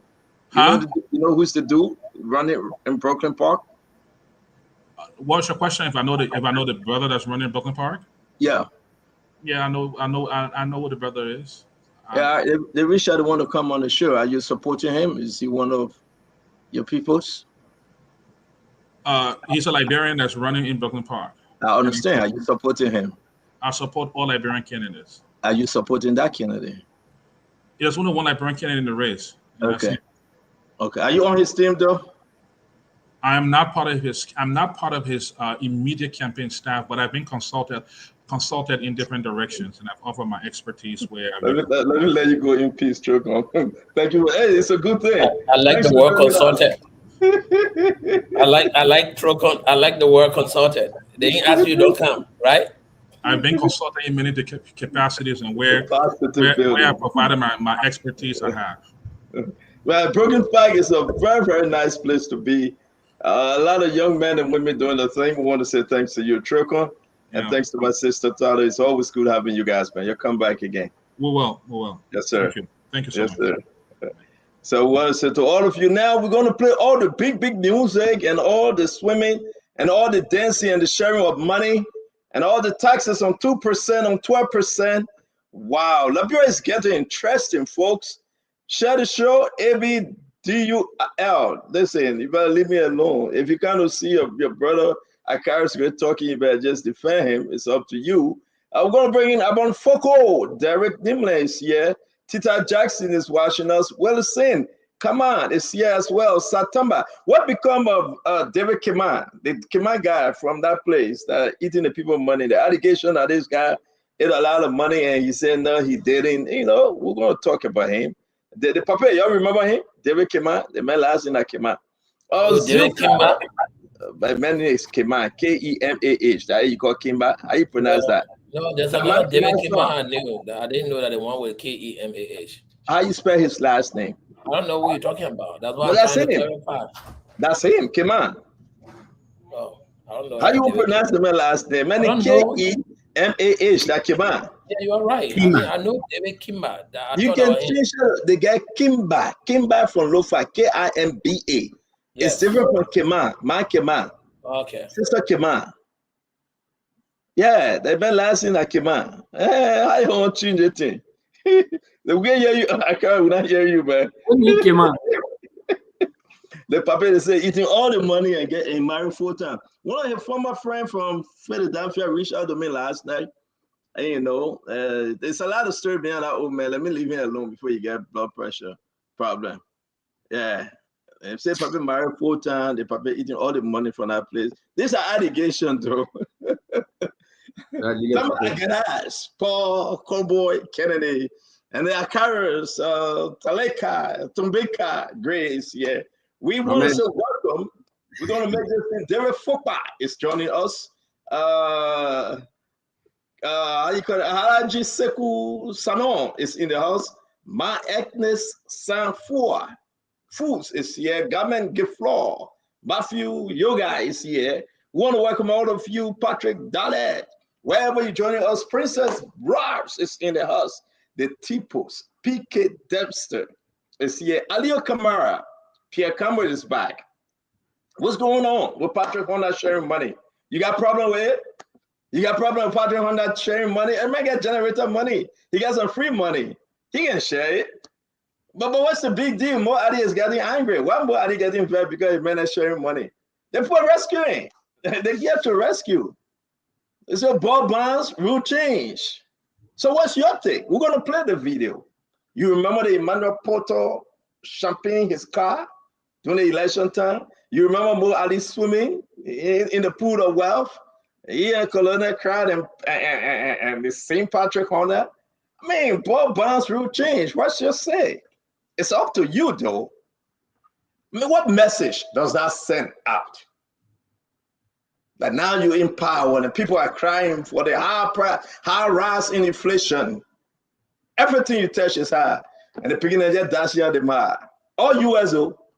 Kakale, humaye, kakale, ale, humaye. Everybody dashing the mar. Information Minister Jeremy Pierre, he throwing money. Delon throwing money in New York. Patrick Horner throwing money. It's all about the Benjamins. Money, money, money. So, I mean, what say you? Hey, is your life better? I mean, if people live better, they are rescue themselves. But are you rescue also? So I couldn't wait to come on the show to have the discussion. Because I got different take, you know? I don't know, my fellow librarian, I don't know about you. I'm thinking something different, yeah. So we want to welcome everybody, the good, the bad, the ugly. On the show, who's the good? I'm the good. Who's the bad on the show? Akaris Gray is the bad man. And who are the ugly? Paul Kennedy and Tamba. I mean, you can say to any other person can join us tonight. Beatrice, Tipla, Popo, how you doing? The boys are enjoying. The boys are enjoying. It's all about the Benjamins. You go to Calabash, you waste the money, what's up? You go to your Olympia compound, you waste it, what's up? You come to New York, you waste it. Then people, they have rescued themselves. And we cannot rescue. But let me give you an announcement. Say no to drugs will be on the show on Tuesday. Mariah Yakula, Councilor Mariah Yakula. What's her last name? What's her last name? the former Chief Justice. That name always, I always miss that name. Can somebody help me? The former Chief Justice, the one that just retired. Not yeah, the man from Nima. What's his name? Akaros. What's the chief? Yeah, Kopo, right? So it's Moriah Yakula Kopo. Yeah, counselor. You know, I got to get that name right. Counselor Moriah Yakula Kopo. Listen, I forgot the old man name, but you know, she married the old man son. I begin lucky like hell. I begin take that, take it. Moriah Yakula Kopo will be bringing them, the counselor. They come to discuss, say no to drugs and other important issues. So they will be joining us on Tuesday by God's grace. Kopo, yeah, Kopo, that is name. So I want to say yes, indeed. We want to welcome you, man. Paul Kennedy, you saw the video. What say you? Before we play the video, let's discuss briefly what's going on with UPIS. And Mo Ali is crazy, man. He's just posting, he's writing, he's making flour. Everybody making flour now. They're justifying the reason why they can dash money or and share money. What say you, Paul? Paul Barnes rule change. Things happening now. It's all right. A preferment to public office does not inhibit your social interactions. What I have problem with is the sheer hypocrisy that was running around Liberia when CDC was in power. No, if I became a senator, I will smoke my cigar. It does not stop me from smoking my cigar. I don't drink, but I smoke. And if I had my friend, you know, come to visit me, I will have champagne in my house. I will have, you know, I will have a portion. I have a bar in my house. So because I became a senator, so I can't drink, or because I became a minister, so I can't drink and I can't socialize, I don't think that is the issue. The folks in United Party, when they were out of power, they had every reason to, you know, castigate, to insult, to blame people who were in power at the time, who were seen drinking and, you know, living lavish lives, right? So I think it is the same moral equivalence that is following them now, where people think if you did it before, you know, you should do it now, or you can't do it before, you can't do it now. When these guys did not have powers, everything that CDC did was completely wrong. Now, unfortunately, you cannot devoid yourself from social life as a social person. A political position is actually a social position. So when you are in there, there will be people coming to your door and playing music, and you got to dance. Now, what happened to Patrick Haney? And unfortunately, he got really enticed by the traditional song, and he started sharing money. And now people are judging him for sharing money because they were the ones, you know, pointing fingers at CDC people last time when CDC was doing the same thing they are doing now. So I don't see anything with public officials living their normal lives outside of their working days and working time. I mean, when you're in your office saying that you should not be drinking. When you're outside, you can go and take your beer, as long as that does not contravene or compromise your functions into office and does not make you to be a social nuisance. You know, so that's my point to that. And I think it's just the sheer hypocrisy that I have problem with. No, so gentlemen, share the show. Let us share the show. Everybody where you at, share the show. Let's just say this thing as it is, okay? You can say your own, and I can say my own. You know, all these guys, we are friends, right? But what is in this? What in this for you? So we're going to do this rounds, and everybody going to talk. Then we're going to play the videos. We're going to play all the videos. And then we're going to ask you the question. On this homepage today, over almost 70,000 people watched the video. More going to watch tonight. And what's the message here? Tell me, what's happening with our nation and folks in power? Thank you, Stanton.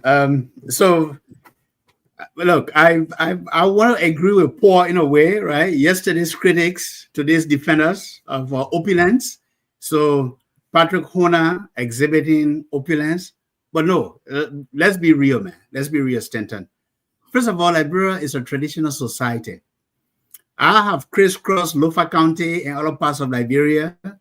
When you come in a town and the people are festive and they have the local musician playing their instruments, Mama, you can't come and you not put something out. You have to put your hand in your pocket.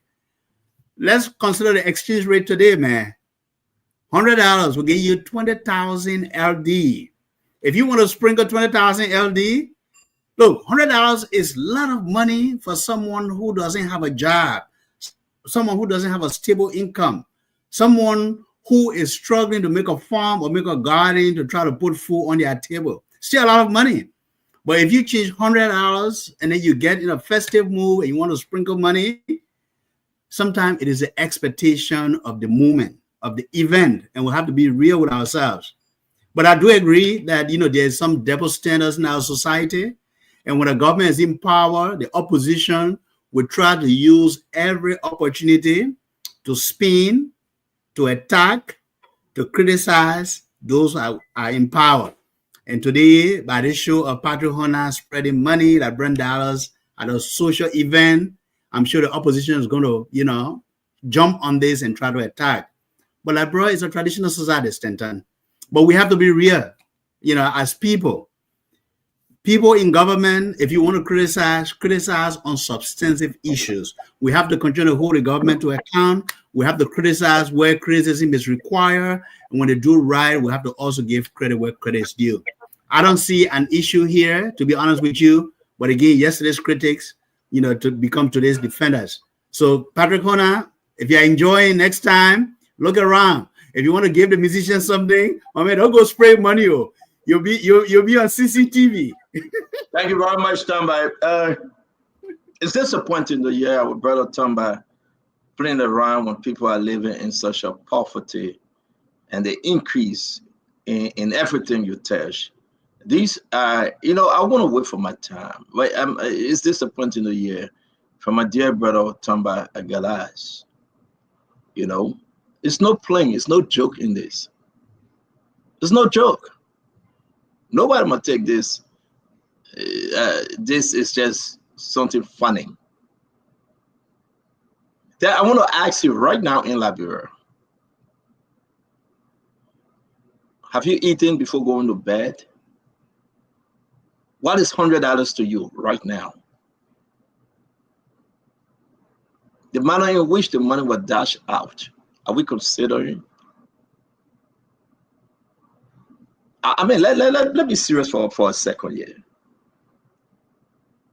Forget that they criticize Emmanuel Porter and the other guys. They criticize Akaris Gray of going to France, getting married. They criticize Eugene Lane Nangwe of eating lobster. They criticize folks in the government. What's the lesson learned? Yeah. What's the lesson learned? DeLon going to New York, spraying money, say I'm celebrating. You can't touch this now. They all have a high-rise fence, the land of demarcation, the border fence. You can't come in. We can only come out to drive and go into our executive cars with AC and our offices that blinking. What's the lesson learned here? Is this rescue? That's the question people are asking. In 1 year, 6 months, in 1 year, 7 months, how many people Patrick Hunter have rescued? In 1 year, 7 months, how many people Mo Ali have rescued? Former Secretary General. They're all over on Facebook today, yappy, yappy, yappy, yappy. He and Jeremy Pierre. How soon have they forgotten that we have not yet arrived?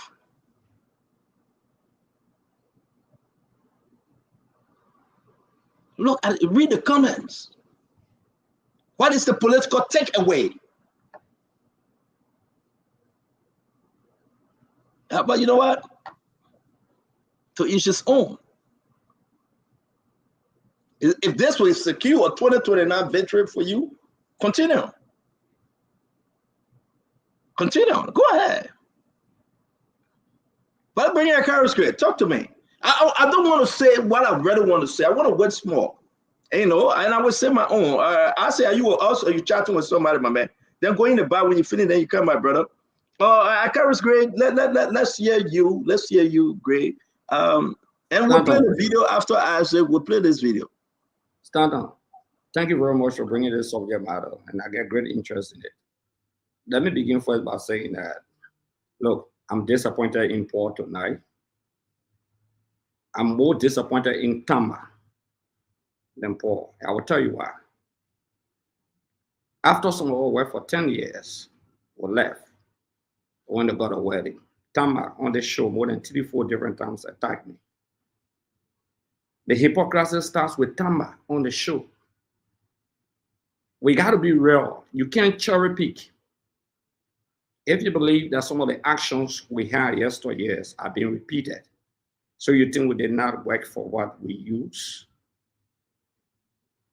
You were in opposition, you wanted a legislative seat.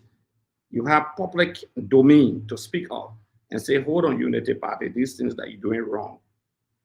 You under public record. Similar with Paul. Paul is my very good friend. I know Paul before everyone here on the show. I stopped at his homes in America. I'm a good friend. But I'm disappointed in him. We are discussing a subject matter and the thematic concern should be the hypocrisy. It shouldn't be about whether you know when you get your left. When you're going to know that people get a left to live. Let's be real. The Mo Ali, the Patrick, the Jeremiah Pia, the rest of them that you can talk about. They were saying the worst thing about people, even eating lobster, crayfish, in La Brogue and Coil crawfish. Why I can get cash in Lake Piso right behind the horse in Lake Piso. It's not a luxury for us in Kidman near Lake Piso. Crawfish, they're not luxury. Seafood is not a luxury for us. But people made it to be a luxury. People made to party. They were to Calabar the other time, John Lobo jumping all on the chair, partying. During our time, if we did that, they will say the worst thing about all the castigator, all that the government money is swimming in. People in swimming pool. I have my own swimming pool. In my own swimming pool, people complaining. But they went to another swimming pool, a government official swimming, whining and dining, half naked. Oh yeah, some of them posted beginning as seeing government officials.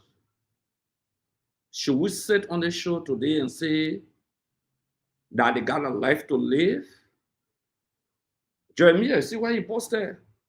He said something, he said, Mo Ali, as if to say the former communication director of Firestone Patrick could not live his life.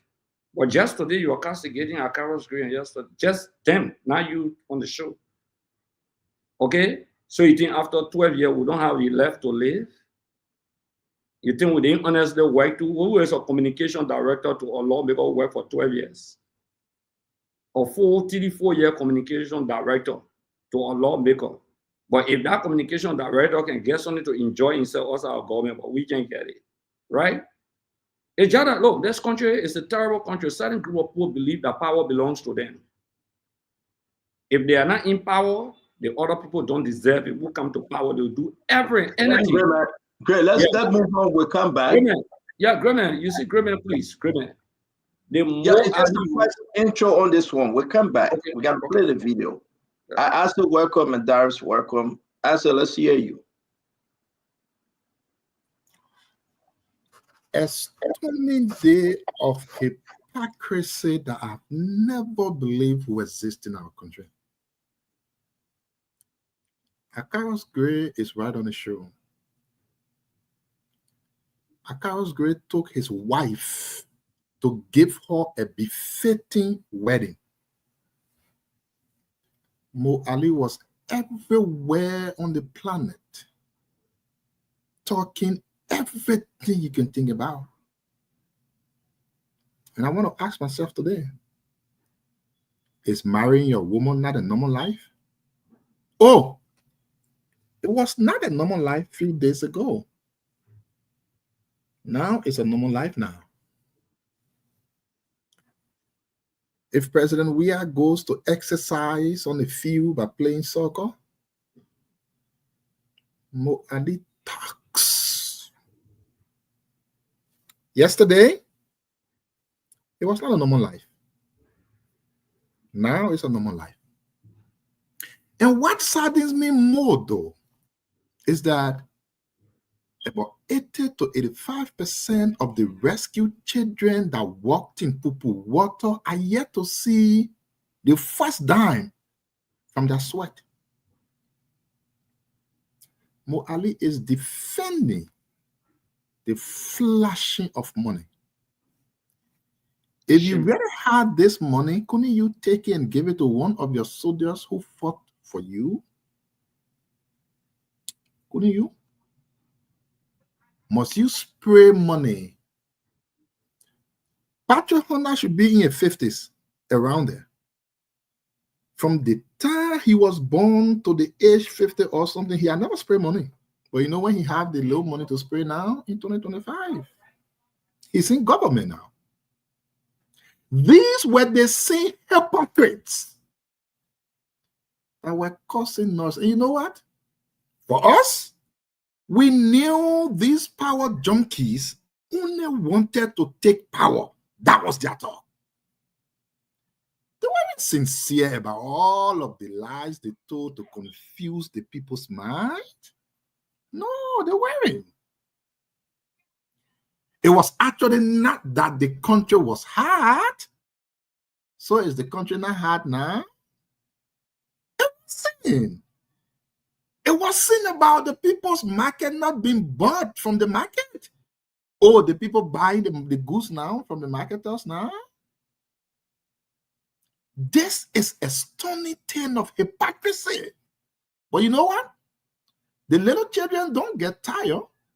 They go on Facebook to defend them anyways. They insult us every day simply because they want to defend their government. But you know what the government can do? Instead of sending them little scratch card on their phone, thank you. They rather flash money all around. Thank you very much. A display in this government has never been seen. Thank you, Isaac. Thank you. Let me bring in Darius. So thanks for joining us. We're gonna have a beautiful show today. I don't know what happened. So I start talking about Mo Ali and Patrick Honda, my red eye is hurting. I don't know. Maybe I gotta start talking what they got there. Yeah, I can see my eye red, right? My eye just started hurting. Just not too. But Darius, welcome to the show. Unmute yourself. They want to say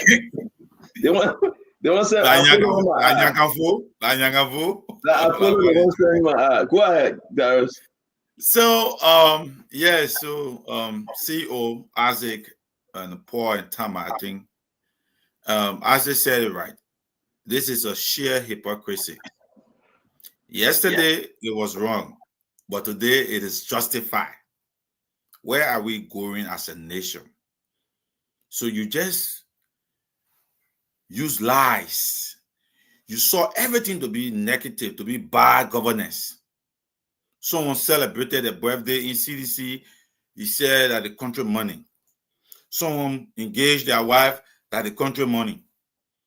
Someone goes to the pool, you say that the country money.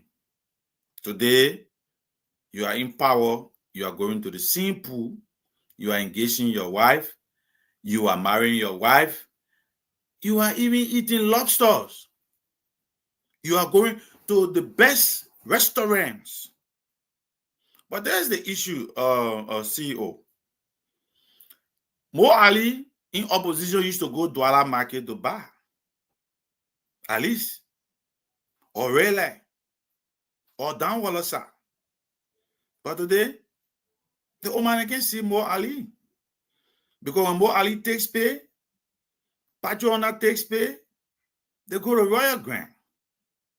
They gave the money to the Lebanese. The Oma is not seeing anybody coming to her to come buy. But they say the money in the country. But the money going to the foreigner. Now you gave the foreigners job, you gave the foreigners the Liberian job. And then when you take pay as a government official, you carry it back to Royal Grant, to Palm Spring. So how the country will not be high? Then Patrick Honda there flaunting with money on the information minister birthday celebration. But they landed from the rescue follow. The president criticized Joia for dancing, celebrating, flying private jet. But today the president is celebrating his birthday. We never saw him celebrate the birthday of vice president. President Bouaga have celebrated one of the most elaborate birthday and wedding anniversary ever since 1847. So these are the hypocrisy of the other side. They criticized it yesterday, but today they're doing the same thing, but they will justify it. They call it now normal life. Yesterday, when it was CDC, it was a normal life, but today it's normal life. It's so sad. It is sad. It is sad. We can just say to all of us, that, I don't know your sadness, but to me, I don't think it's sad though. I think it's just reality. It's kicking in. Fortunately, the Liberian people have come to a place to understand those were political talk, Paul. It was just politics. You expect more Adi now to go back to driver market to go buy Muma and rest again? Are you kidding me? You expect more Adi to go eat yogurt Gary or Patrick Honda? No. Once they're in government, they say they will never eat yogurt Gary. They will never eat driver or Muma. More Adi budget. More Adi budget. What is more Adi budget at the Liberia Water and Soil Corporation? Last year. This year, what is the budget? This year is what? It's $6 million. This year is $6 million, yeah. A man is sitting on a $6 million budget on 1 year. Is he remitting to the government? Is he putting anything in? Moadi is just an exit tool. He's just collecting the money. He's not giving money back. Liberia Water and Soil Corporation generating money. Have you asked yourself where that money going? Let's face it.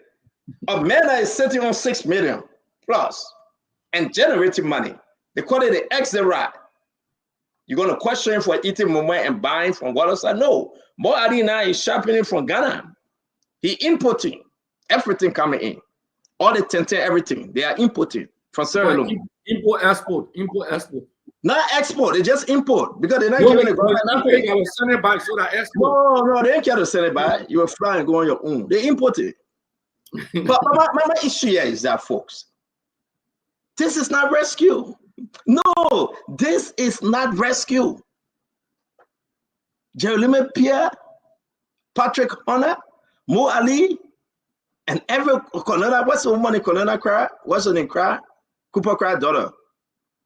Conella cry. Man, they are destroying the government as fast as you can imagine. I want to see their answer to the Liberian people come 2029. I want to hear the answer. I want to smell the answer come 2029. You go out there and say, "Can't vote for us." You say, "Did we eat some of 3,000 generator money? That all you are spraying money on?" I mean, it doesn't mean that you can't live that life, my friend. But to balance the two is even impossible. Because you know why? The people look unto you now to be their leader, their rescue leader. Is that rescue, Tema? I mean, let's ask you before we bring Gibson in. Tema, is that rescue though? Is that the form? Is it part of the arrest agenda? How you spell the arrest? A-R-R-E, that one R or two R? Oh. 2-R-E-Y-S-T. We got it right? The E stands for enjoyment. The E there, you mentioned that E. There's an E. There's an E that stands for enjoyment, man. That's what I'm trying to get to. Is this the arrest agenda, though? The more Ali saying, well, we got to live our normal life? Oh, yeah. Your normal life is an additional $6 million. That's your normal life. Can you imagine, though? How can we defend this? But CEO, I just want to ask you. Yeah, I want to ask you, CEO, why is the outcome of the investigation into Pachiona generator and the salary nothing? So let me stick on what I'm talking about. You can talk about outcome. It's good to talk about outcome. Let me stick on what I'm talking about. It is important for us to understand. For you to separate yourself from the people, and they come back and say, we are here. Wait, Gibson. I know we'll come to you. Wait, Gibson.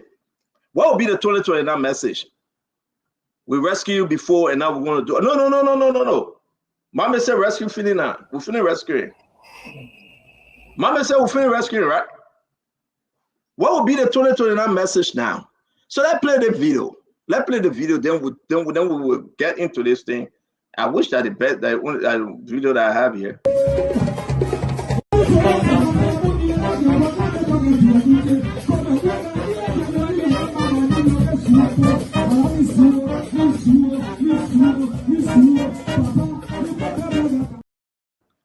Let me ask, have anybody seen Patrick Honda sharing money prior to 2023 election?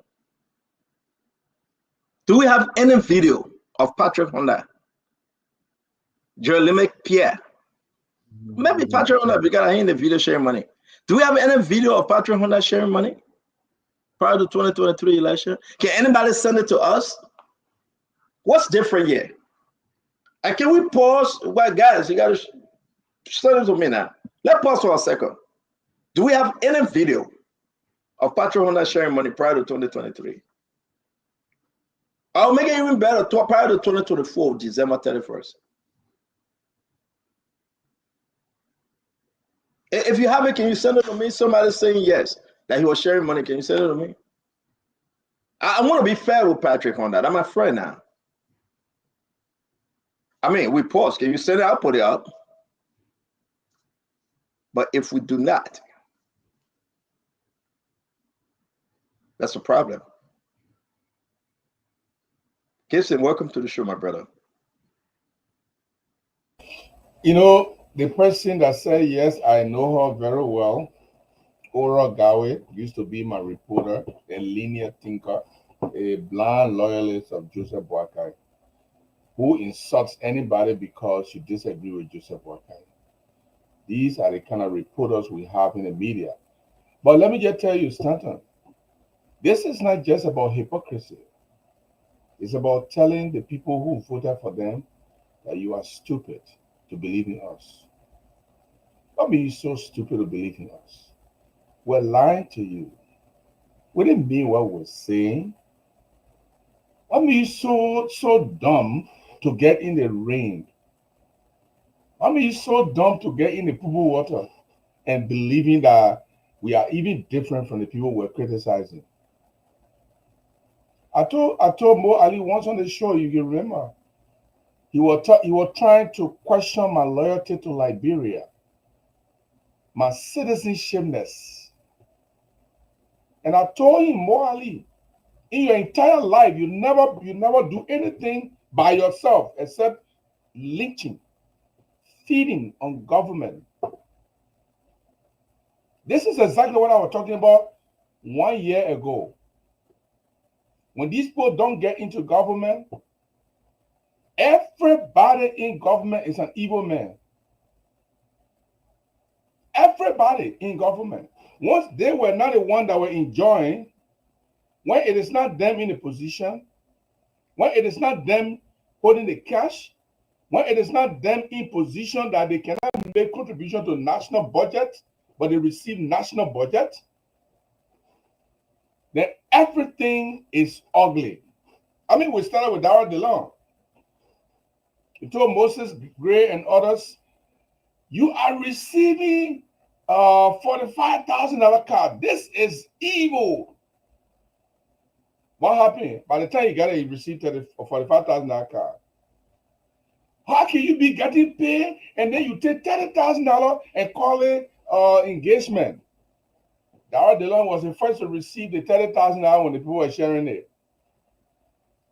Mo Ali then were laughing. I remember on the show when I say we because we were all on the show when they put a former minister Eugene Nangbe picture up when he was eating. Eugene Nangbe has been in government in senior position far more than Mo Ali has been. Minister of Youth and Sport, Minister of Information, Minister of State. I think he was acting Minister of State, if I'm not mistaken. Commissioner of Maritime Affairs.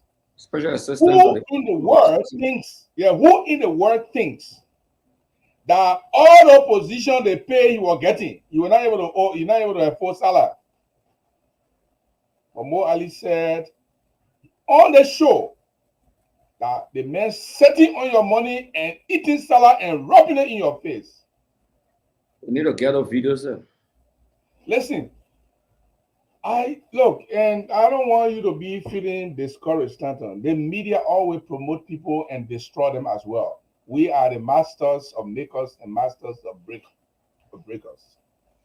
Media, we don't get discouraged about people's attitude. These are the feckless, fake, impersonate people that we have ever seen. They say something with their right mouth and do something with their left mouth. I'm not surprised. But this is what they are saying to you, Liberians. Crazy you are. You jump beyond all. We're telling you that George Weah was bad, and everybody behind George Weah. There was no clean person behind George Weah. Everybody was great or bad. Evil man. And you said yes. Some of you jumping in poo-poo water and you were jumping up to put us in power. Now we are in power. Look at me. Look at me now. You know, who know that song? Look at me now. I am the yes of God. Take a look at me now. Look at me now. We want to say thank you very much, Gabe. Saying thanks. Listen, guys, let's say this. What will make this another round? You know, whenever you find yourself, though, you can say what you want to say. Is this good Paul Kennedy? You think these guys are selling the Unity Party, Jose Imabwaka, Jeremiah Kun government well, and these different? Because remember now, when Emmanuel Porter did it, right? Let me play that video. Everybody came on beating on him. I think this is the video.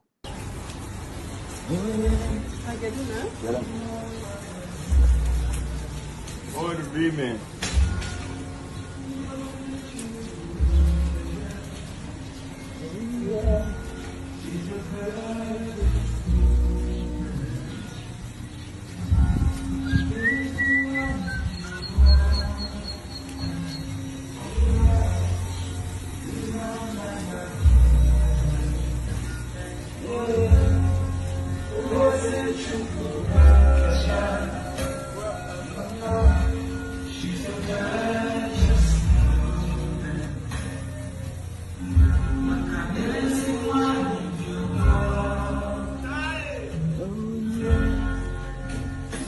Very strong, a woman of dignity. She's powerful, the woman of.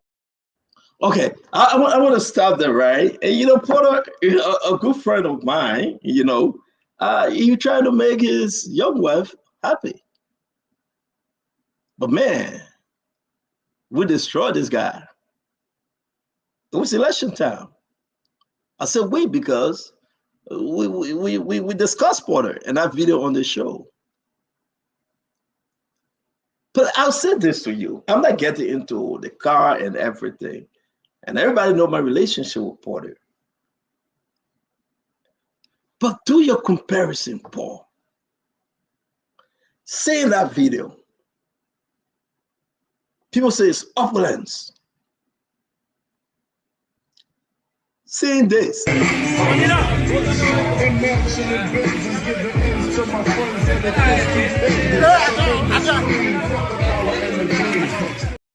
The same group that criticized Porter then.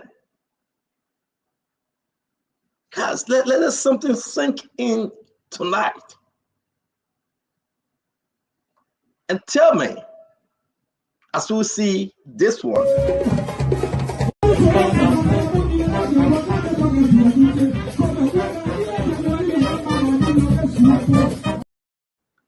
What's going on with the young man that getting into power today? The young men and women. How can we justify this video now? What will we say? What can we say in comparison or as we try to contrast? Watch the 3 videos. We can play more. I got more video here. The George Lobo on rooftop in Calabash. The one that he take a beer back to the running around. These are people we all criticize. The CDC folks, stand back. But now we are saying that normal left. So that was wartime. John, we are talking about wartime. It wasn't normal left time.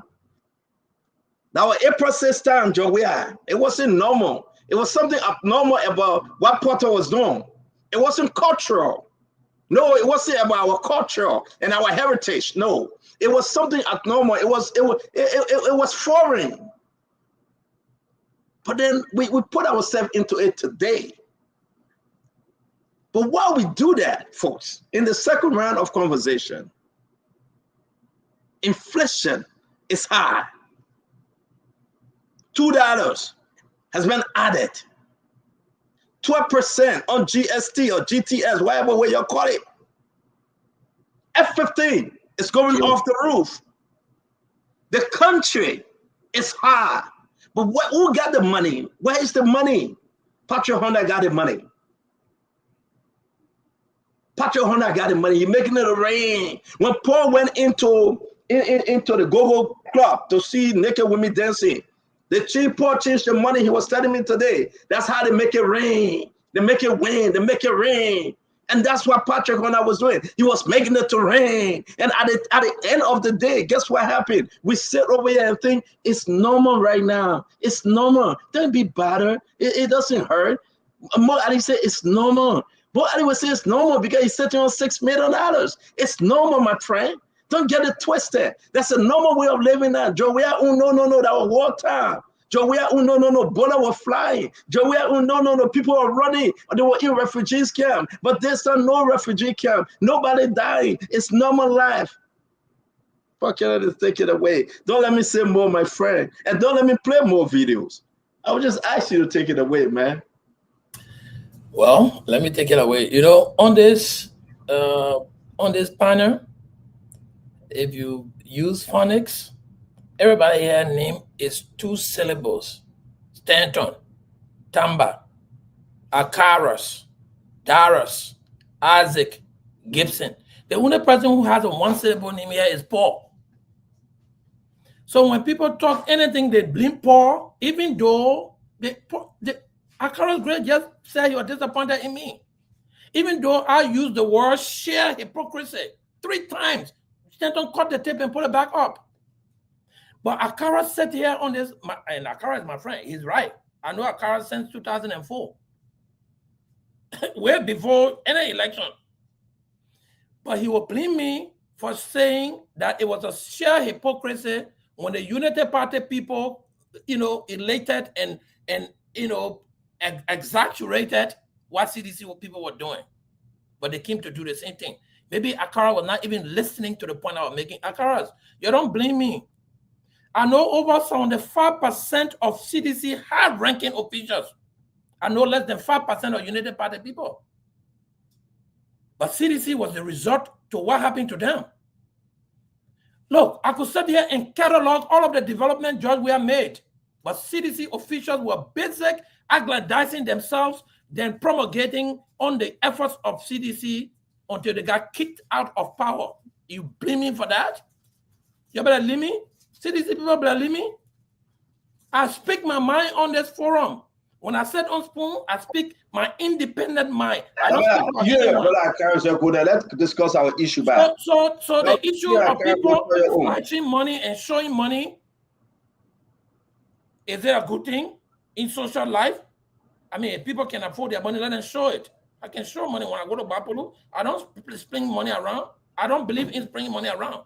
But when traditional people come to my house, they come to play that I will get them money. That is part of the tradition. I'm a bosom man from Sozol. And when the people can dance before me, it's up to me to give them money. Or else you've disrespected the very spirit that you are celebrating. But culture and tradition hold me to give the people talking when they come to me will play. I do that all the time when I'm in Popolo. Thank you. So nothing wrong with Patrick Honda and doing it. They were just disingenuous to the CDC people. That's what I said. Thank you very much. They were very disingenuous. So now they are living the same hypocrisy life they are living. You can blame me let's all hear you you. want. Yes, Stanton, thank you so much. Look, I don't even know Patrick Horner personally. I know him as a government official, nor do I know Mo Ali. And I'm just trying to align myself with what Paul is trying to share here. And I explain to people the realities of our country from a traditional standpoint. Now, optics matter. As a government official who criticized yesterday, who criticized the CDC, and when Gray come after me, Gray, look, you are free to say whatever you want to say. But Gray, you instead of you getting married in Liberia, you took yourself, you went to France with your wife.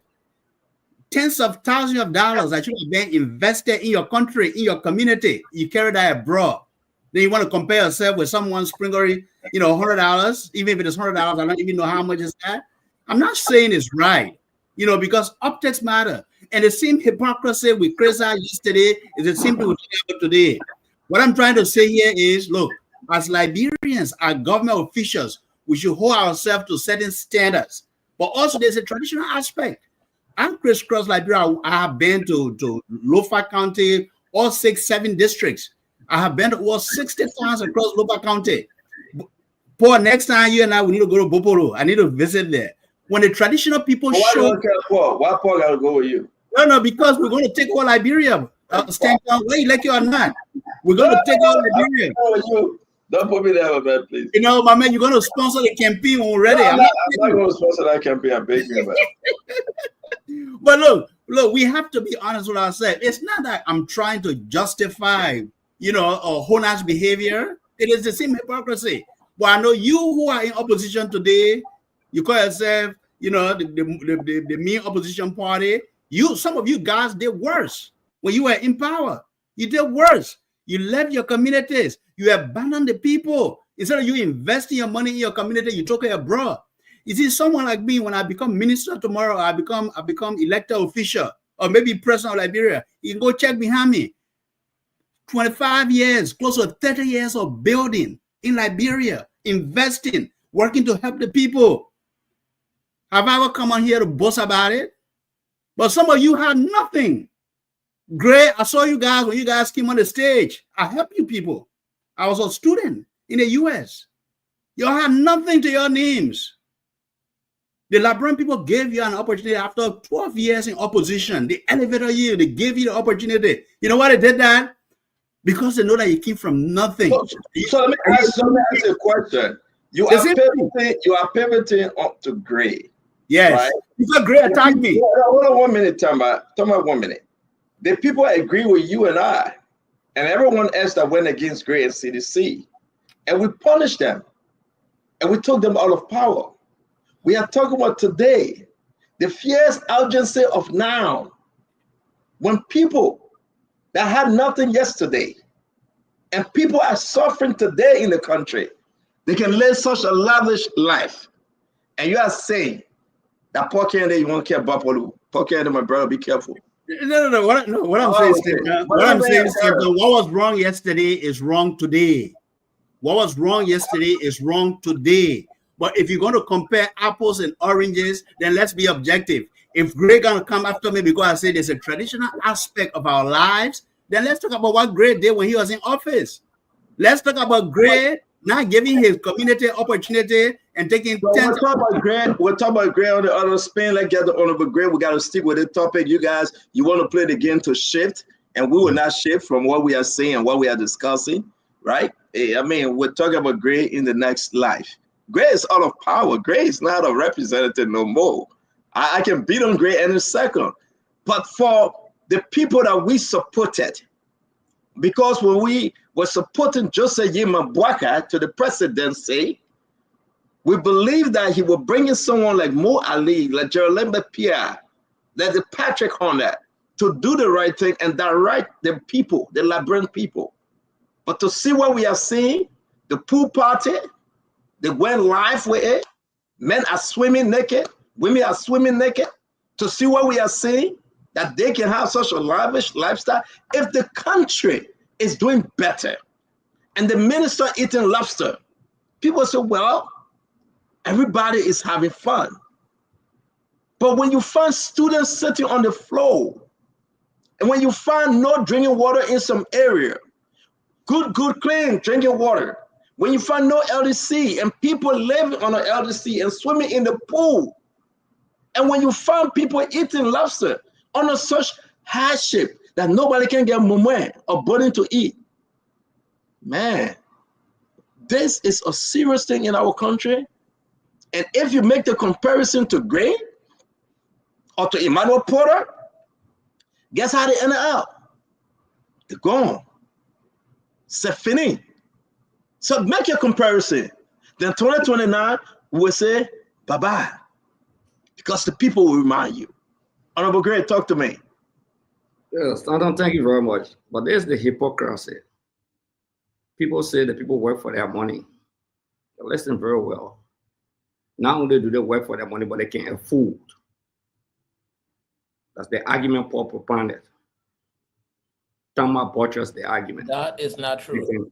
Can you hear? Hold on. Yeah, I will interrupt you because I'm right here. Yeah. That is Yes, not sir. true. I never Yes, said they work for their money. Let the man finish. I beg you. They can afford to run to the defense of tradition. That when people come, you can give money to them. But if they can afford, Greg cannot afford.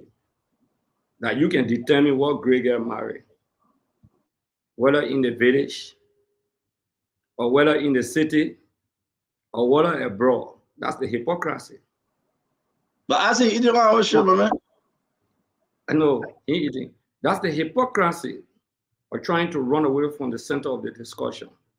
It's true that I went to Paris to marry Tama, but I went to marry a woman and not a man. That's the difference between two of us. Let me repeat. It's true that I went to Paris to get married, but to a woman and not a man like you. I don't know whether you took the person. What are you saying, Gray? It's a violation of tradition. Hold on. But let's stick to our conversation. Let's stick to our conversation, guys. Yeah, no, it's a violation of tradition. So we are talking about tradition. The law says man to woman, woman to man, not man to man. I respect the facts that these hypocrites that you people support and give power to, they said the worst thing about other people. If you take Gray out of the picture, they talk the worst about Porter. See that young man marching his wealth to the car, singing a gospel song. See other people jumping in the water. There you want to say evil or sin is a sin. They can't cherry pick sin. Or sin is a sin. You know it, and I know it. Everybody here knows that sin is a sin.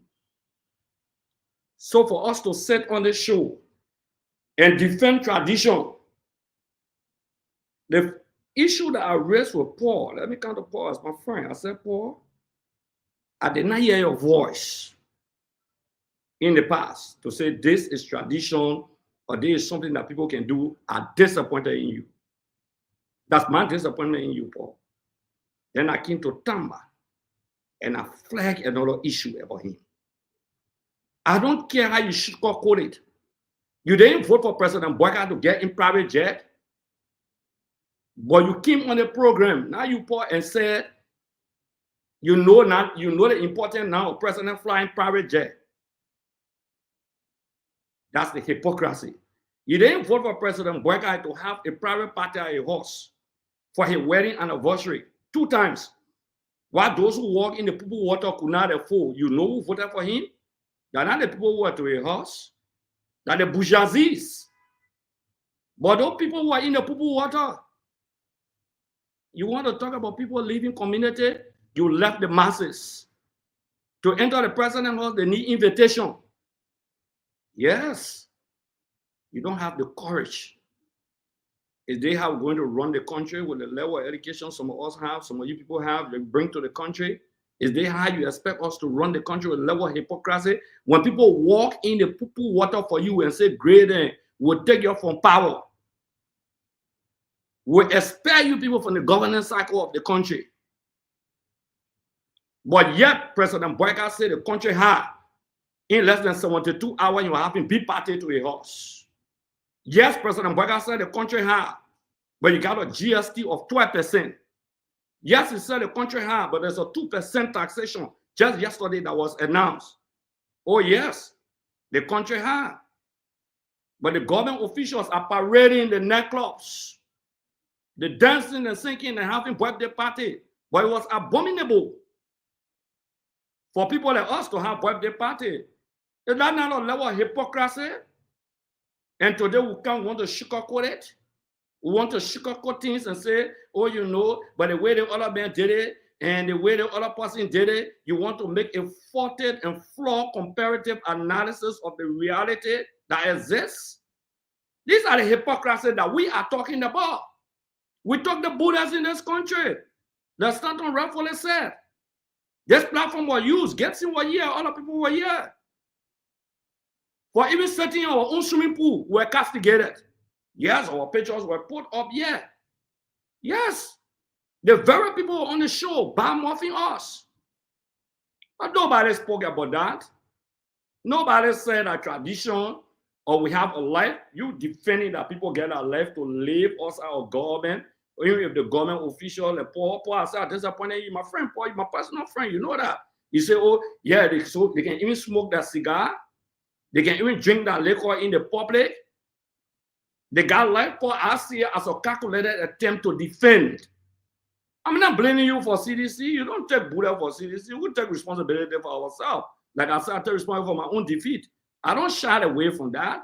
But the fact of the matter to even utter that is part of life, that the reality of life. When the rascals got to know that's the reality of life. Especially when you see 2 men and 1 woman in a swimming pool, or 3 men and 1 woman in a swimming pool swimming, half naked. A public display, public nuisance that had a core in the past. And you want all to come on this show and share. You say, great, got married in France, and great got married. Yeah, I married a woman. And that was the dream of my life. I executed it effectively and sufficiently. Oh, that is best. A woman's dream. You know, believe me today, a woman's dream. Every woman's dream is on her wedding day. Great, thank you very much. We got to go to the others. So we got to go to the others. As it do come in, Darius and Gibson, we will continue with this story. It looks like it will be our in story. I want you guys to incorporate the hack, the inflation, and everything else, comparing it to what we are saying today. And the video, when you go on the street, I say, and the market women and men, the young people that are not in school will say the country is hard. But yet and still, President Joseph Yima Bwaka, my own Uncle Joe, my own papa, appointed, nominated the Vice President Jeremiah Pankun to look into the rise in prices, the increase in commodities. And this is exactly what we're talking about. Just when President Bwaka finished saying that thing, 2% orange, 12% GST. Guess what? Patron said, listen to you, puppy. I'm going to make it rain. And everybody had to scatter. Then you begin to think with yourself, where's the messenger? Where's the message? Who's the messenger? And what kind of message would that messenger preach? I said, though, I know we're going to say this again tomorrow. I pray that I will continue on this story because this is the bread and butter issue that our country is divided. Some people have and some people have not. Talk to me, Isaac. So, my brother, don't get angry. You know, we always hear the same thing over and over, and people say they are preaching politics. Don't get angry at me. My brother Tama, where did you marry? And where is your village?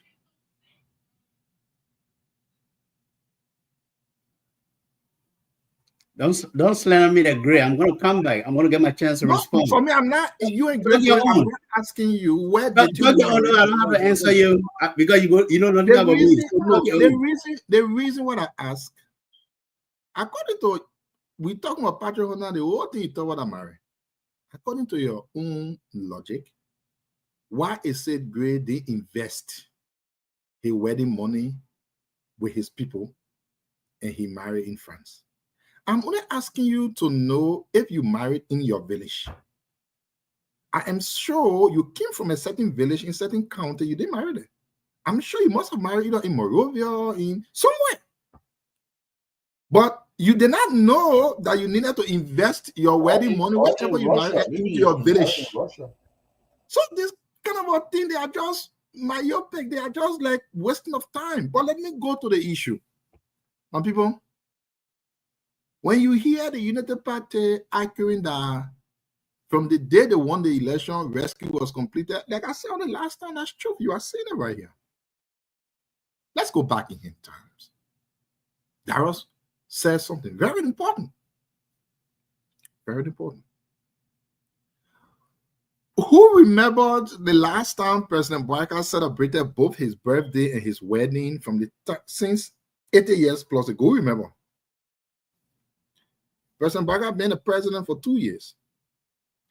He has celebrated his birthday and his wedding anniversary twice as president.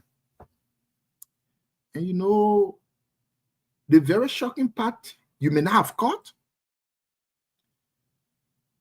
the first lady, the wife of President Boyka, changed her clothes to cut cake. The clothes she wore on her birthday, on the wedding anniversary, she had to change it to a new cut just to cut the cake. Think about it. If anyone can go back anywhere, when Mistress Boyka was celebrating her birthday or wedding anniversary and she changed clothes to cut cake, you send it to me. I will not come on spoon show anymore. But no, the madam is changing clothes now. You know, the first clothes she wore, she said, sweat is too much, man. So she went change and wore new clothes to cut cake. And you expect Patrick Honda not to take some of the 3,000 something for a generator to spread money around? Of course. But sadly, people are defending something. Whatever they defend, we don't know. Okay. Why did you vote against CDC? I thought you voted against CDC because in your mind, certain things were bad. You are defending those things today. Why did you vote against the CDC? I mean, why? What is the rationale for them? Because the thing seems to be a spread. And one thing United Party knows that we get them for. Listen, EV United Party partisans can be boasting how they are masters of propaganda. Across the world, anytime a government official speaks, they can say, no, I'm not speaking propaganda. They can always refuse that it is propaganda. But only United Party can boast that they are so much expert in propaganda. And propaganda, we all means lies, misinformation, distorting the fact. But United Party as a government can be boasting. They are masters of that. Now you are seeing why they will always say that. Very soon, you want to see something? Go to Mary Shop, whatever the place is. I don't really know that place on 19th Street. Go there and see something. Go and see these boys drinking alcohol, like whatever. Go there and see something. You will ask yourself, who are these guys who were causing all of the noise about rescue the country? Now the country is better. Nobody is suffering right now. Everyone in Liberia has eaten. Everyone's stomach full. They went to bed. Very sad. Thank you very much. I don't know your definition of propaganda. I don't want us to leave this conversation, but I think your definition is off. I say propaganda is not lies. Propaganda is not only about the spread of misinformation. And you know, when I don't want us to go there, but we have time to discuss it because we have to. You know, Gibson, we got to feed our people on this show that which is right. You know. The Oxford Dictionary define it, my brother. I can send it to you. And I would say maybe we get different dictionary though. Maybe we get it's a dissemination of information. Bias and misleading information. That's why it says in other definition. So again, they can be boasting that they are master of propaganda. How do you boast as a government that you are master of lies? How? So I say, I say the only thing I'm saying to you. You get your Oxford Dictionary, right? You get other Webster Dictionary, you get other dictionary, and you get your AI, everything. But your definition of propaganda, and here's the thing, Darius, and I'm coming to you. we will come back to this Patrick Honda story. But even so, you say Unity Party use propaganda and they believe in propaganda. Did somebody put lock on your mouth? You couldn't use your own propaganda too? I was trying to talk right now. No. I said wait now. I said wait. Because sometimes I see you, my man. Start interrupting you. Darius, right? If I use propaganda, my mouth open wide. What happened when una more they put lock on another use propaganda? Or my propaganda was better than yours? So stop playing the thing about the use propaganda on us. It means that you are childish. It means that you never had nothing. No. We're saying the fact or you were using propaganda. Okay, so you were saying the fact. They'll continue saying your fact. Let's see whether you come at 2029. Move on there, man. Darius can talk to us, yeah. We're saying the fact. You think politics in Liberia like children game or like Christian welfare? I beg you, yeah. Politics is the mixture of everything. So you say the man saying the fact you are Christian Cole, you are in your corner, they put champagne on your Mario Potter car, the people beer. Don't be talking about Patrick Honda now because you don't want to talk about propaganda. You Christian. You go pray on it. But Darius, talk to us. But Darius, to tell you the truth, I want to say my own on this thing, and I want to play this video before you. I just like to make some correction here. Let me play the video, guys. Take a look at this.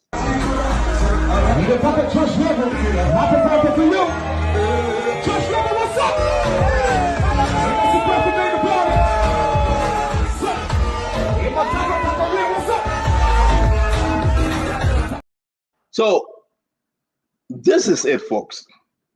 Sometimes when we discuss the issue, let's stay with the issue. Don't take us away, then you mess the things up. Darius, these are the guys that say we are come to make Liberia better. One important message we had: rescue the country, make the country better. John Lowe is making Liberia better. Indeed, Calabash. Patrick Honda is making Liberia better. The swimming at the executive pool they are making Liberia better. The budget is night. They are making Liberia better. And then sell it to the Liberian people that are suffering. Let's hear you, Darius. Unmute yourself. So CEO, this is Nash cringe of the guys. They use that to come to power. All right. Everything an official CDC government did at the time, it begin an issue.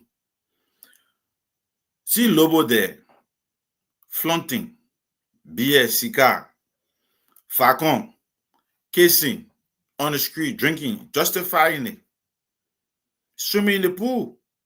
There's a video more Ali eating the same lobster that he criticized Honorable Eugene Namwe of eating yesterday. So that is the hypocrisy. But the bad thing about it is that the country is high. The central bank and the finance minister said inflation is 10.1. The president, the orator of our independence, they said the country is high. President Bouaka said we should fast and pray for the prices to drop. But then the next morning, the very government go and increase taxes. Increase taxes. So how would Jeremiah Kun, the vice president, investigate the suffering, the rising price, the inflation? When the government beyond Jeremiah Kun, the VP, while the VP is away, the government is increasing taxes. So this is why Honorable Mange said, Senator Mange said, Unity Party is campaigning for CDC. So 2029, CDC will not be campaigning again. Because everything you criticize CDC of doing, you are doing times 2 of it. So you have no moral standing 2029. Now, that is the social aspect. Project-wise, 2 years gone, you are not doing nothing. Now you're saying you will be completing all we are project. So if we were not doing anything at the time, why are you here coming to complete? But the sad part about it is that the price is still skyrocketing. Basic commodities, inflation hitting the city. The economy have left the toilet, because that's why you people say at the time, the economy we are in a toilet. The economy has left the toilet, now it's in a separate thing. And the president said, acknowledge that the economy is in a separate thing. Jeremiah Kun should take the economy from in a separate thing. He left the economic management team. Finance minister and central bank governor and LRA director general, they are confused.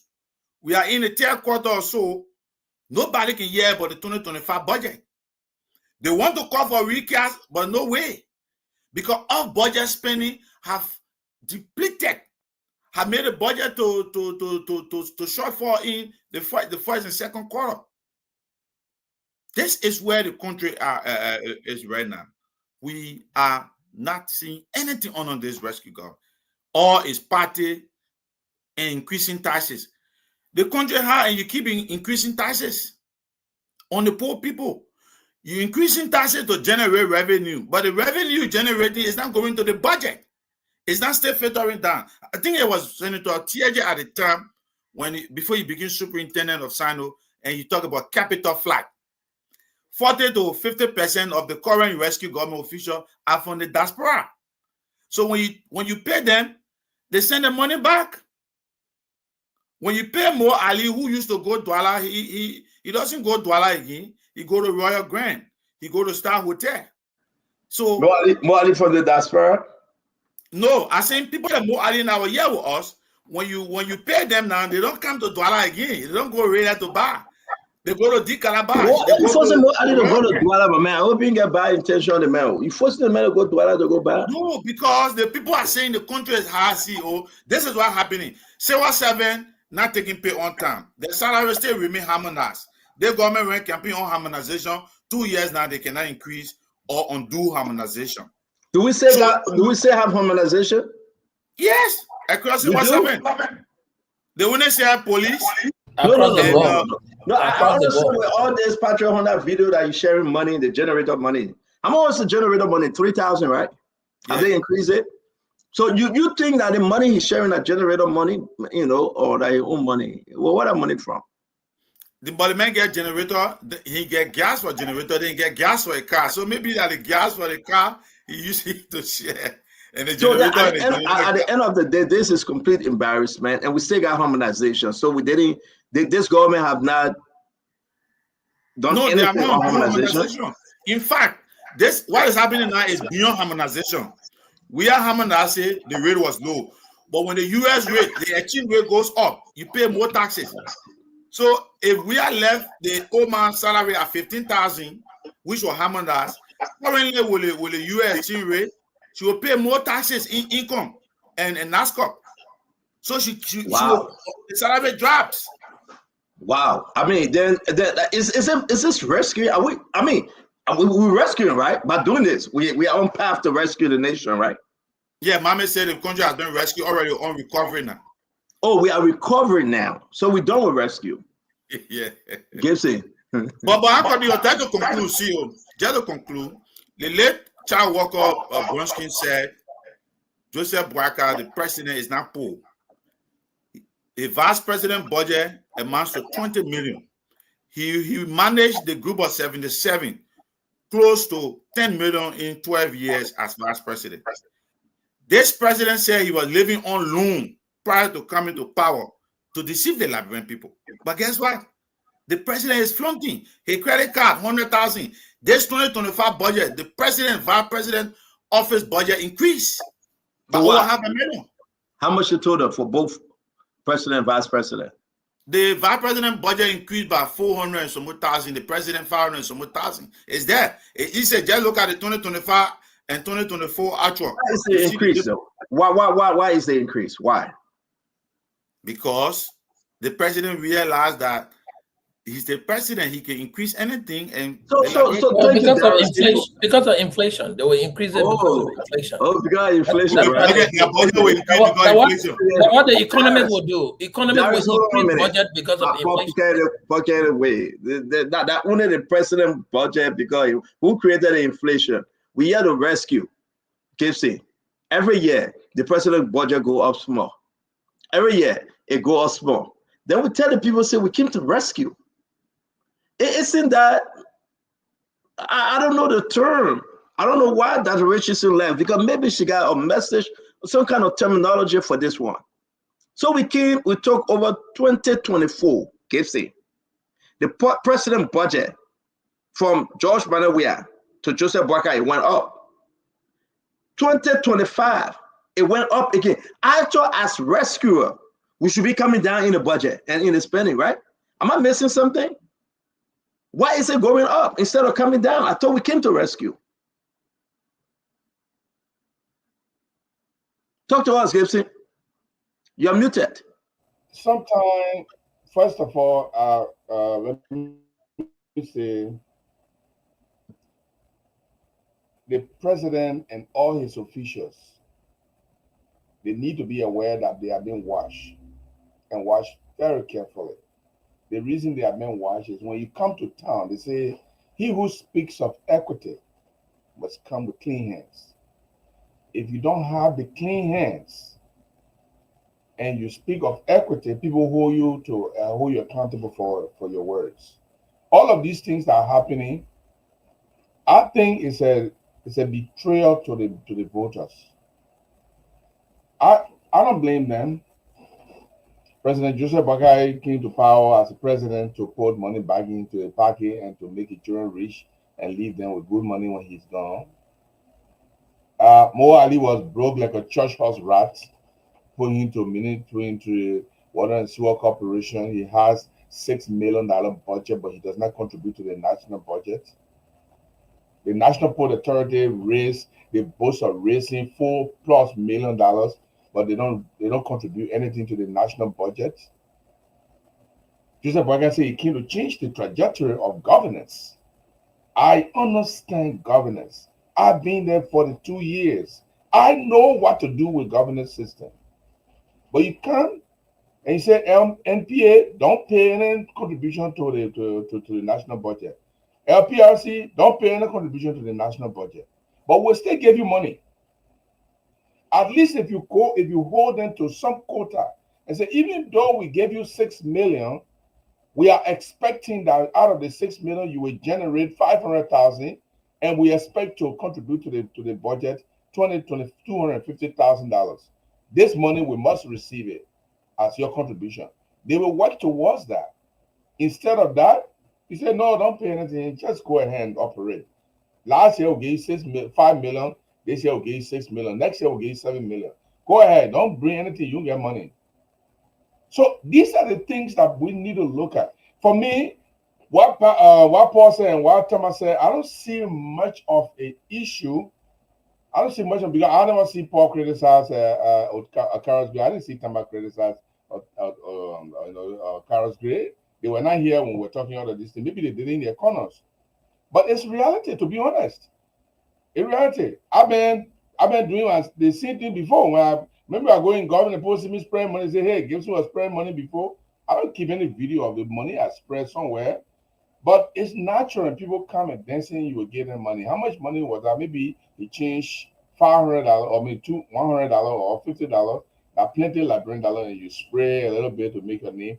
But the uptick, like Thomas said, the uptick is you said yesterday that somebody who was eating a salad with a nice fish on it, you said the person was eating the government money and all the people in the country were hungry because of that man. But then you are on video spraying money. You said that those who were spending money yesterday to go and get married, they were using government money. But now you are doing something else. You are partying everywhere.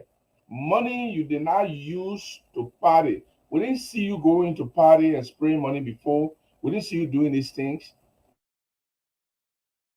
People are concerned. And listen, I said this is an insult to voters.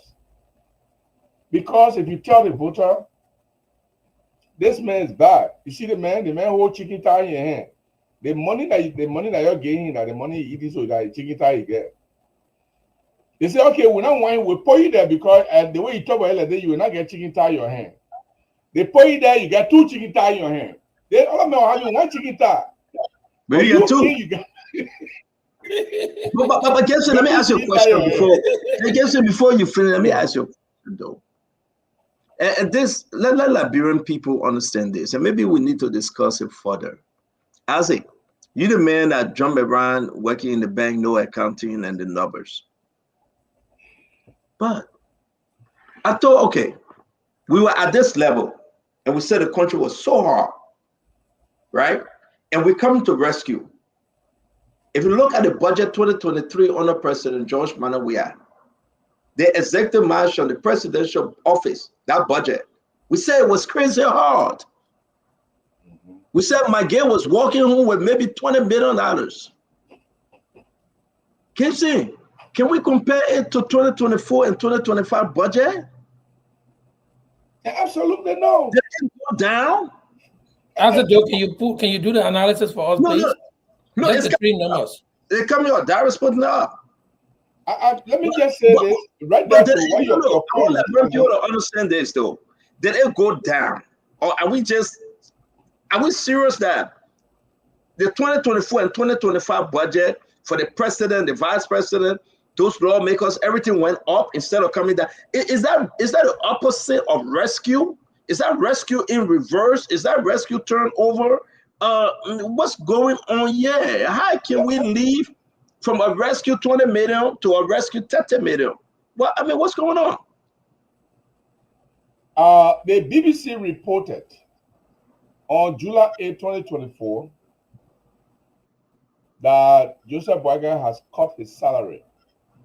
He sliced his salary.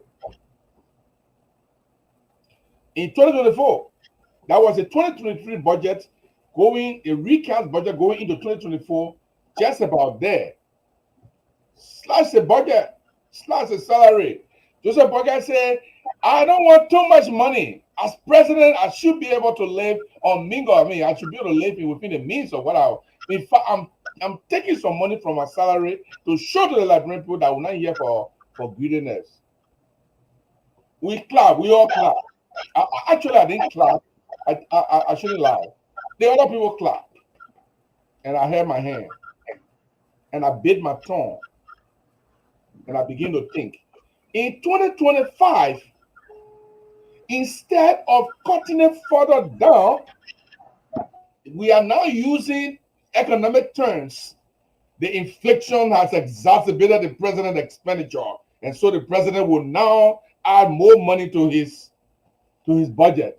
On the information, Gibson, if you allow me, please. Yeah, no, go. The president cut his salary, not his budget. That's a difference. The budget, though. Yes, I agree. But that particular portion, he was clear to it to say, I will reduce my salary. So I'm supporting your argument. I'm supporting your argument that you can cut your salary and increase your budget and fool the gullible people. You know, these people take advantage of the gullibility of our people and just speak clever. Welcome to you, Paul. Welcome to you. That gets him finished. Thank you for that. Paul make it nice for me too. Paul make it nice for me. This is they said it's a balloon presentation. Over there, you say, my people, your CEO, I was making $13,000 per month. I took out 8,000. I'm gonna get maybe 4,000 or 5. How many? You take 13,000, 8,000 from there. I said, though, you the economy, please make a math for me. And I got so money. I got under 5,000. But then they say my office, I supposed to have $2,000. I carry it to 8,000. So the actual attitude of the president, and that's why the people are Liberians are tired of looking for Messiah. I believe Liberians are getting tired, or if they are not already tired, of looking for Messiah. We wanted a Messiah in an old man.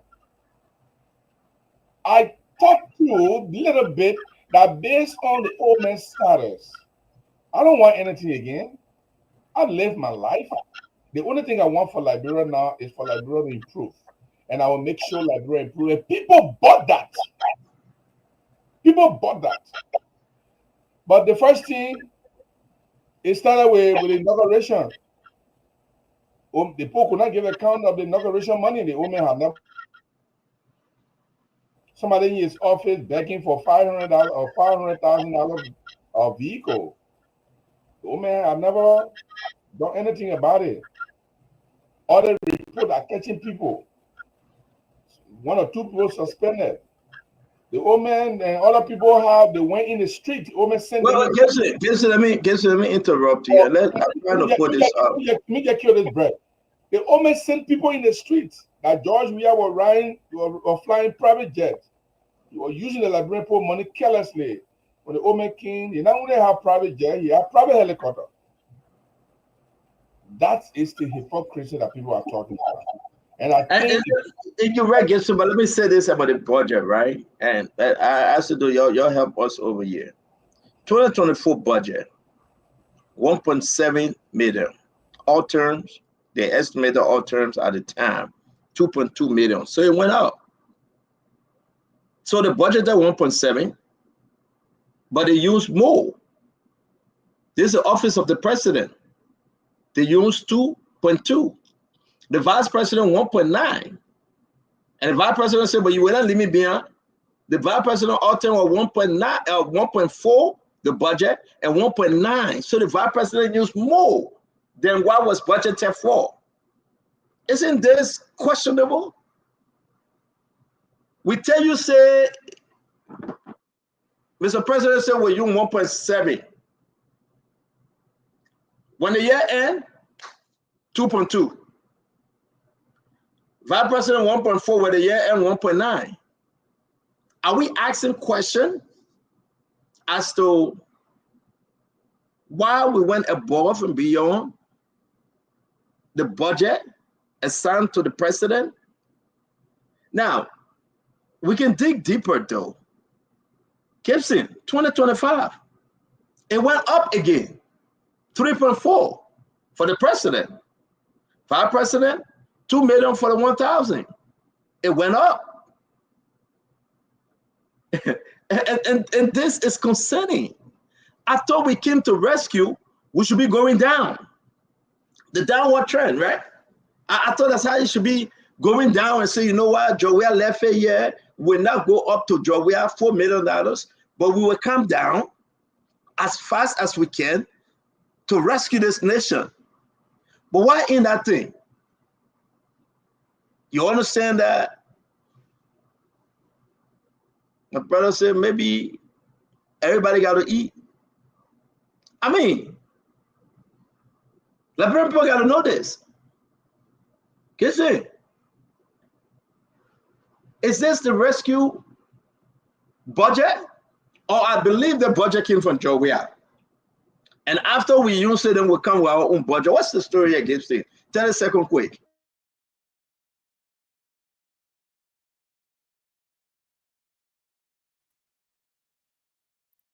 You're mute, Gibson.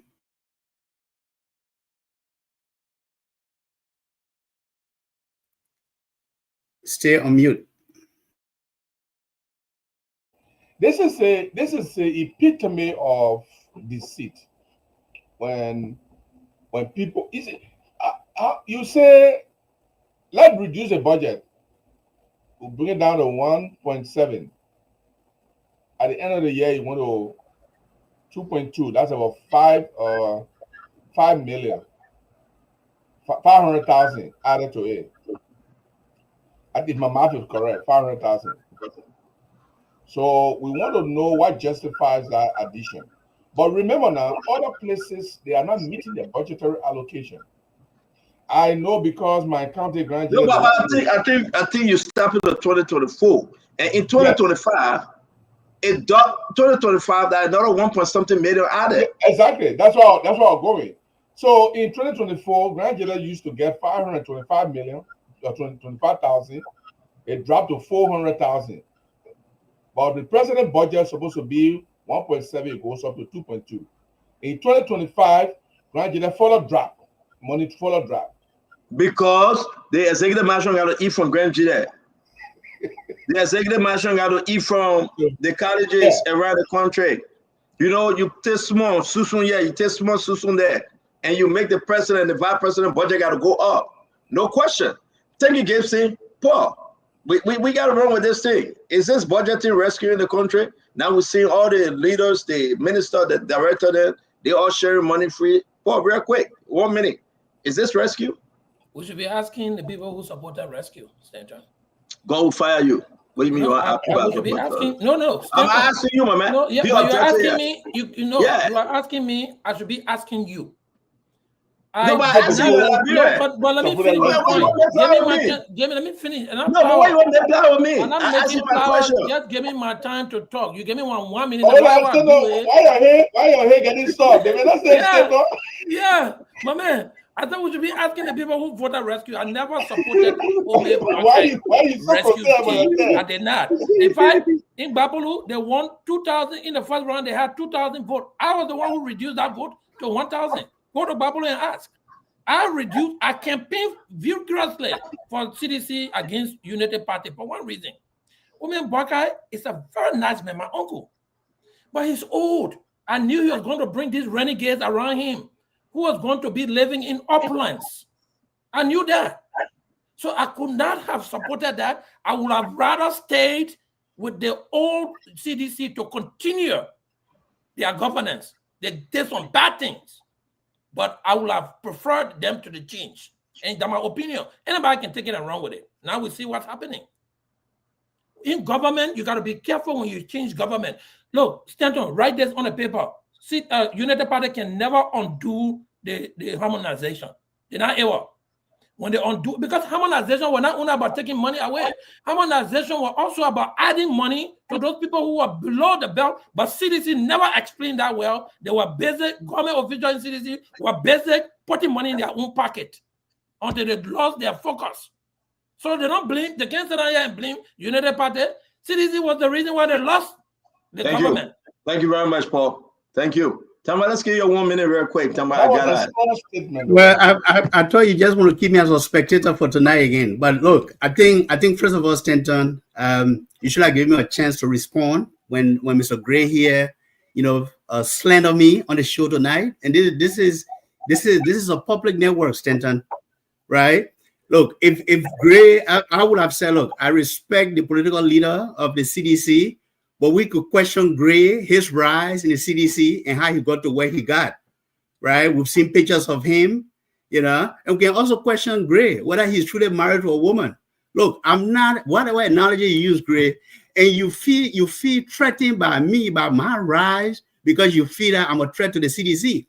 If I want to take on the CDC, you would never come back to power. And because you didn't deliver, and when we confront you on a public network like this, you get so jittery, and you want to slander someone like me. Look, I'm a man, I'm a father figure, and instead of you have photos of me and my children who graduated this year, my son is going to college. I'm a very respected man in my community, not unlike you, Gray, right? But look, I'm not even going to ask you for an apology, but your slander can't stick because you, Liberian, someone like you. When you see an honest person appear on the stage who's trying to rise, who's trying to step in a leadership position, you get afraid. And that's fear that's driving you. That's why you try to slander me tonight. But let me just say what I'm going to say. It's not going to speak. Can you remind us? No, it's okay. It's okay. Just go look at the comment. They're calling Paul Kennedy and Thomas Gay. Exactly. It's okay, Gibson, because none of you stood for us. Okay, yeah, I got it. Yeah, none of you stood for us. Right? One little guy, I don't know how to call him. Aaron Little.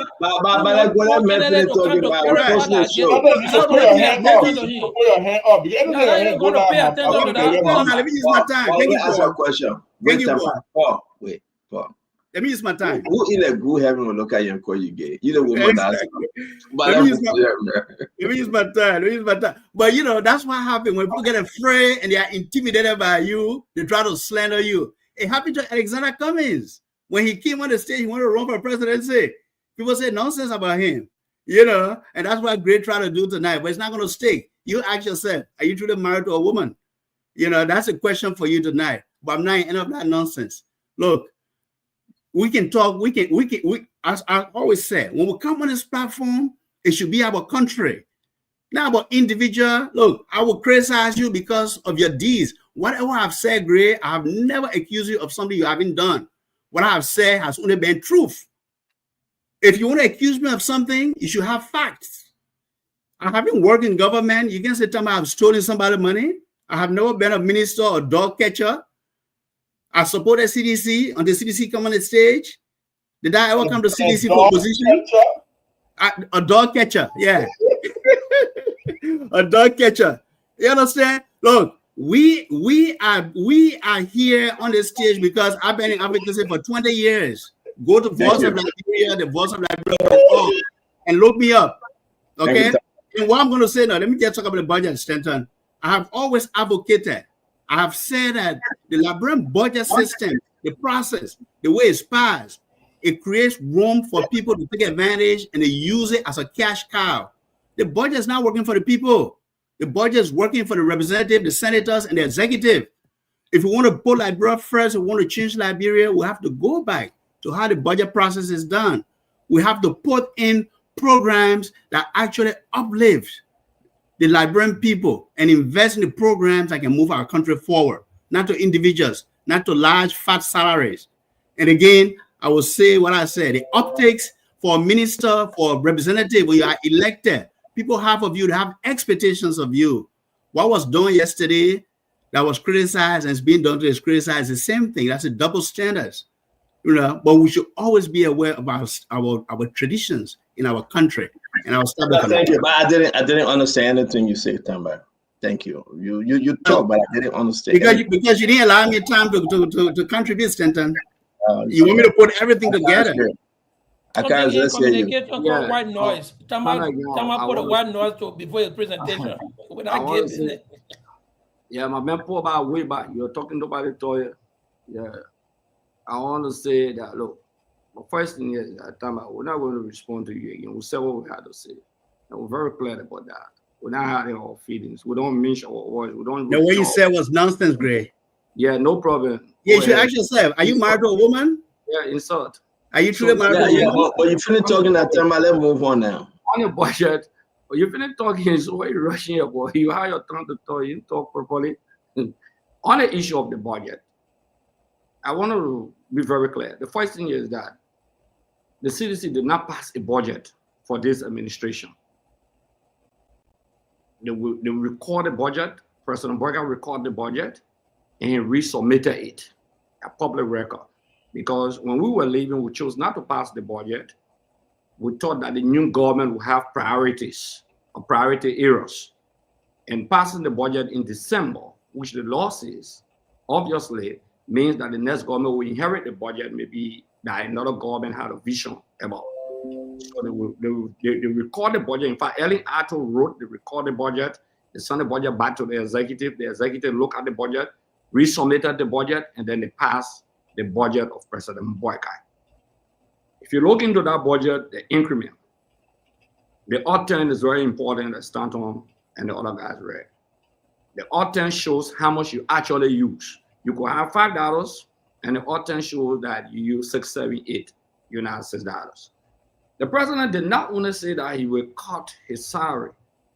They talk about cutting the budget of the Ministry of State. They were very clear about that.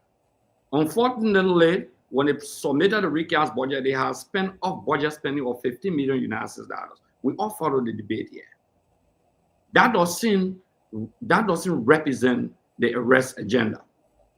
Okay, the policy in the arrest agenda, the E stands for enjoyment. When you're purchasing a lesser vehicle and criticize other people for living in luxury, and you purchase 2 bulletproof lesser vehicles, when you have existing vehicles and all of those things, what does it say about the population of the country, about what you do for the people of the country? It says a lot. It speaks a lot. Because like Paul said, or Gibson, one of them said, look, we didn't expect President Boyka to live in opulence. In fact, people used to be laughing and say, look at the papi blame and all of those things. But I don't blame nobody. Stanton went and bought the papi one Lord Nessie.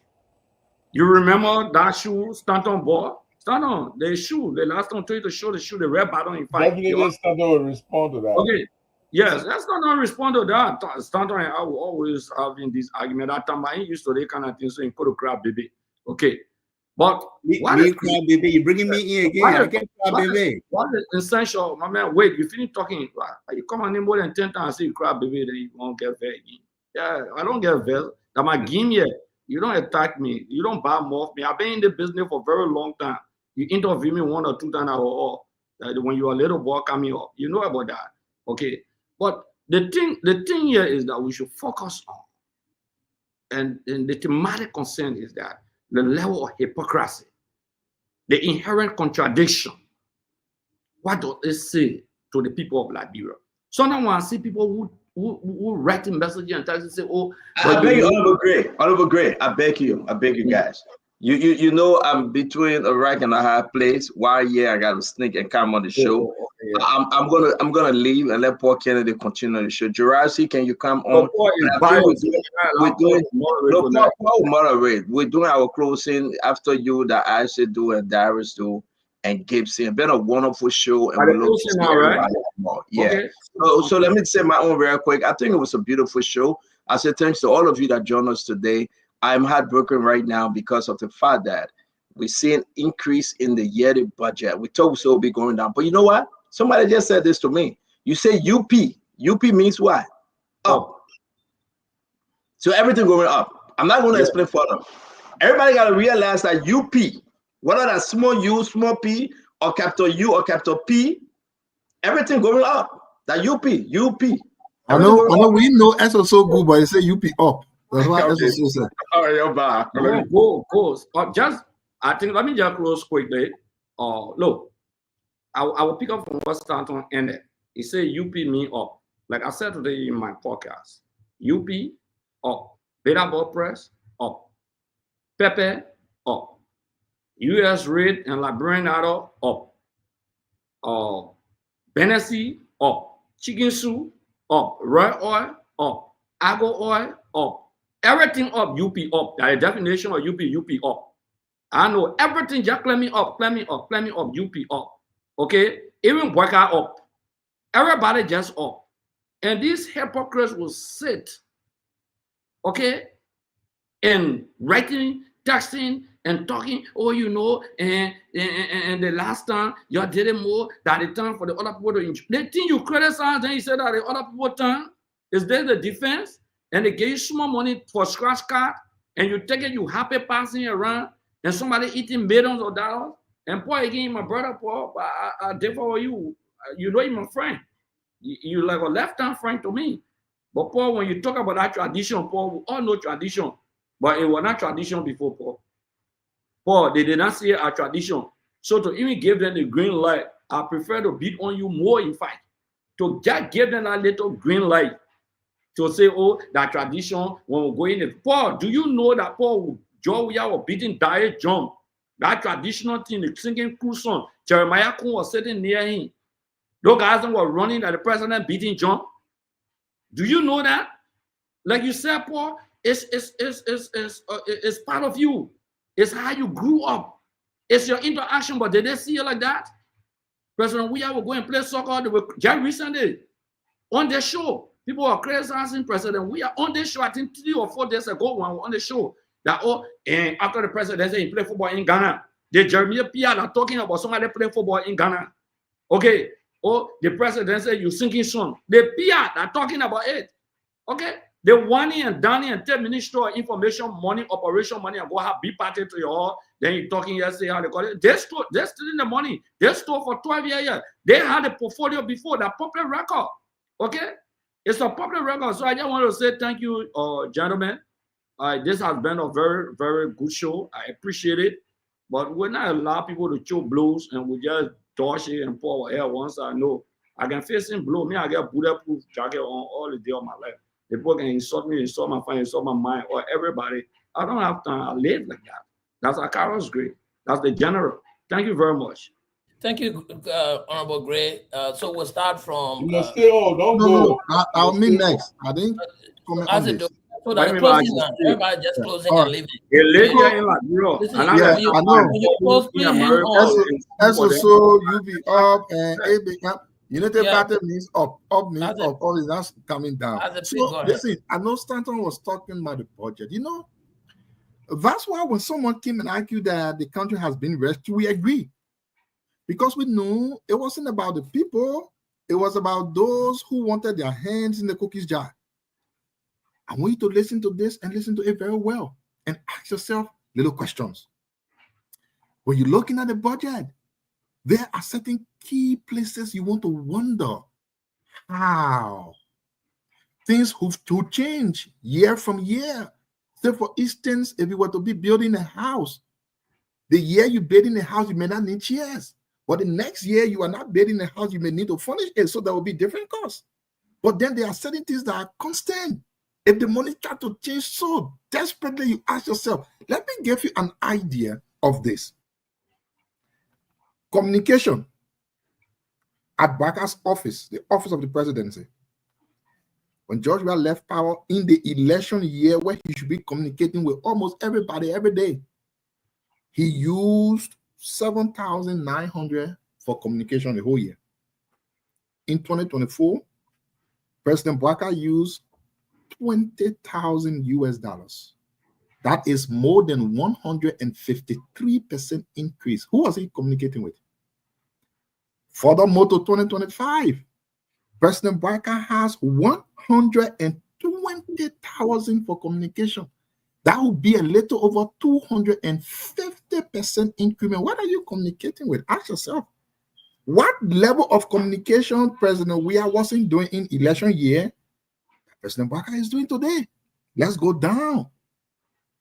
I got here cleaning materials to clean, stationery, sheet, printing to print something, ICT computer supplies put together. President Weah used about $45,000 in election year 2023. 2024, President Barker used $161,000. Think about it, people. That would be a little over 250% increment. In 2025, he has budgeted $225,000. My people, what is he cleaning? How many rim or sheet does he need to buy? These are places you should pay attention in the budget. If you tell me that in the election year, a president can use $7,900, and then the 1 year you came to power, you are using $20,000, we have a lot of questions. What is the rescue? Now, when you go again, they got something they call grant, where the president helps people here and there. President Weah used $215,000. 2024, President Barker used $727,000. 2025, he budgeted $1.8 million. As it conclude. My people, Gibson, what is the rescue you were talking about? Tell the sedition to stop. What is it? You can't tell him stop, just say conclude. No, what is it? Because if you can have someone coming to rescue, but the person will use ×4 of what you used to call somebody, then we got questions and concerns. Today you are seeing Patrick Hunter around the place. And what is sad? Real truth.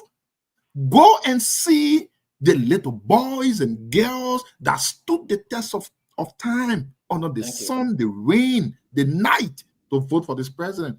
Many of them don't have jobs. They don't have anything. In the market, those women that were dancing, they are frustrated.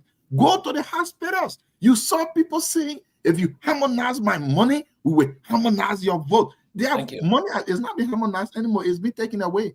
High taxes on top of it. You got inflation coming up. This wasn't a rescue we thought about. Thank you. The shirt that Paul wearing over there, Paul been wearing that shirt from George Weah time. We didn't know that Paul will be wearing the same shirt today. We thought Paul will be wearing a different shirt because he's rescued now. But no, Paul must wear a shirt because Paul got no money to buy a new shirt on the rescue. My people, we are in a bad time. Darius, yes. Take it away. Okay. Remember, we're talking about tonight. We spoke about the exhibit of opulence in the midst of difficulties and challenges, and then we threw a little into the budget. So just keep your closing in those two lines. Thank you. Okay, so I'll firstly conclude. It was a great show, and it's good we discuss these issues affecting our country. The 2024 budget of the president is Excellency Dr. Joseph Yimon Boakai. It was actually 1.7 million. In the 2024 atom, the budget item, 2.2 million, meaning they gave the president extra 500,000. If you do the math, extra 500,000 added to the president budget. That was not budgeted. 2025 budget, the president budget increased by 1.2 million. That is from 2.2 to 3.4. But I disagreed to pray the other day when the president said we should pray for inflation and the hardship for things that the tin prices to come down. How will we pray? President Bouakai first year budget 738 million. 2025 budget 880 million. Combined all, this rescue government is spending 1.6 billion. But yet the president comes and says we will pray for the country. The country is hard. Vice president should investigate rising prices, inflation. But your 2-year budget, 1.6 billion. That is mockery to the people. You increasing the Ministry of Internal Affairs budget increased by 8 million. 2025. 2024 and 2025, you do the analysis by 8 million internal affairs. Superintendent salary and not increase. We see no new ministerial bidding. Where the 8 million increase. You go to foreign affairs, budget increased by 3.3 million. For Ministry of Finance, it will blow you. Check the Ministry of Finance 2024 atom, budget atom, and then the 2025 budget. The Ministry of Finance budget increased by over 65 million. Conclude. These things are there.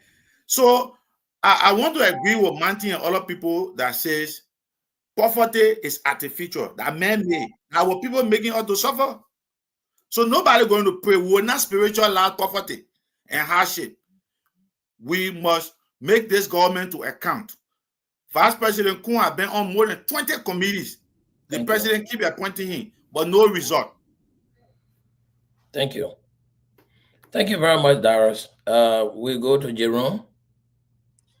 As a sedition, get ready to talk for only 30 seconds, my brother.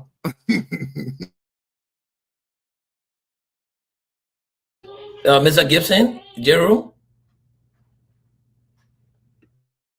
you are muted. Please unmute yourself, sir. Yeah, thank you very much. First of all, I think the show is a good show. The issue we are discussing, I know to some extent, they are very high-level discussion for our ordinary people. Because when you're talking about budget, they don't understand what the budget is. They don't understand simple language, simple English that sometimes can help them. And I want to do it like this. I want to say two things, one on this budget and a special statement here. If you are married to your husband, and then the husband, you and the husband, you'll get your bank account. And you tell your husband, say you the husband, and you basically your salary will be $1,700. Before you know it, he finished spending $2,200. He said, oh, even though he said my salary of $1,700, but the way it was not easy, I spent $2,200. He said, okay, this one here, you're not good. Let's stick to the budget. Let's stick to the salary. He said, we'll take $1,700.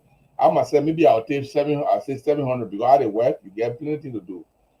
The next year, he added more there. He added 2 times the amount that he used last year that was not budgeted. Now, how will you consider that? That's what Bouakai is doing. They put 1.7 million or 1,700,000 in the budget and say, Mr. President, and the money we use for your office, the other money he used, the extra 500,000 he used, were not part of the budget. They just go and take it from anywhere and use it. At the end of the year, he get 2.2 million already finished using. But he didn't stop there. The other year coming, he put 1.2 million inside. He said, "I'll use more." So you see, that's the problem our people I don't know whether they're still looking for a hero. A President Bouakai cannot serve as hero of the Liberian people. I wonder who's going to be the hero apart from Tiawanse Gonglo. But the thing I wanted to say, George Weah gets sent more than some of the politicians. George Weah set them up. George Weah dug a hole. And they jump in our hole. And the Liberian people looking at them in our hole. We thought by George Weah's action to concede was a foolhardy thing. The 17 or 20,000 seditians who gave Joseph Boakai the vote because seditians were angry with George Weah. The same thing, propaganda. Oh, your president are rogue, your president are bad man, he flying private jet while you're suffering. Eugene Nagbe eating chicken thigh while you're suffering. In fact, the people they are enjoying. They made their dancing buka. They made beating drum. They made doing this. All our propaganda. And Paul, you are right. The CDC government let down itself. There was no media, no publicity, no public relation, nothing. They didn't explain some of the things that they were doing. In fact, George, our own radio station was down during his presidency. The own radio station was down. You know, look, I think we'll continue to discuss, but I think what we need to pray for is for our government to succeed. May I tell people, all of us here, we got a stake in Liberia. If the government fail, we all fail. If I'm making business in Liberia and the government fail, what do you think will happen to my business? My business is going to fail. Therefore, we must pray for our government to succeed. But while our government, we are praying for the government to succeed, we definitely need to ask our government to conduct themselves in a more responsible manner and not. Thank you. Thank you very much. Tama? Yeah, thank you. Thank you, Paul. Look, it's always a pleasure to be on the show here to discuss trending social economic issues across Liberia. And again, look, I have always enjoyed the conversation, addressing issues that truly matter. And when I come on here, I don't come here to defend one political party. I'm not, even though I supported CDC in their early days, but I was never a member of CDC. That's why probably they never called me when they took power. I supported President Joseph Numa Boakai during his campaign. I'm not a member of the Unity Party. And this is why when I come on here, I will say what I think is right for the people of Liberia. People were in power for 6 years, 12 years, and they failed miserably to change the lives of people, of 5 million people across Liberia. As I said, previously, 6 years is now a 15 minutes, time of fame. 6 years is a considerable time when you are in power as president, or 12 years as representative. You have to be able to do the things that are right to change the time, to change the condition of the people. And what we are seeing today, officials living lavish lives, is the same things that were criticized yesterday. And I hope that this presidency, can put its foot down and really try to hold people accountable based on the performance framework and targets that have been set for ministers, for directors of state-owned enterprises, so that it is not, business as usual, as the president has said in his speeches. And this is what Liberia is looking for. When we come and say things that people have done in the past, the bad things that they did, the reckless behavior that they had, they get triggered, and they get very personal, they get very defensive. But it's not going to stop us. It's not going to derail us. We're going to come here every time I have a chance. I'm going to come on this show as long as the CEO maintains this space for us to advocate and keep people in check and call people out when we have to call them out. We have to begin to think about putting country above party line. We have to think about always putting nation first, no matter your political affiliation, no matter your tribal affiliation. So that's will remain my position. But again, for our listeners in Radio Land and those who are following online, I am not any of those analogies that some critics have called me tonight because they are offended by my criticism of their rule and their time in office. I'm a family man. I'm Tama Galas. I want to thank you again for this time. It's a pleasure being here, Paul. Thank you. Thank you, everyone. The gentleman Joe will take us home. It has been a very good show, especially the topic, Gibson. I think we should dive more into what the budget is doing for the people, because, like you rightly said, some of our people don't understand, budget allocation, appropriation, and that.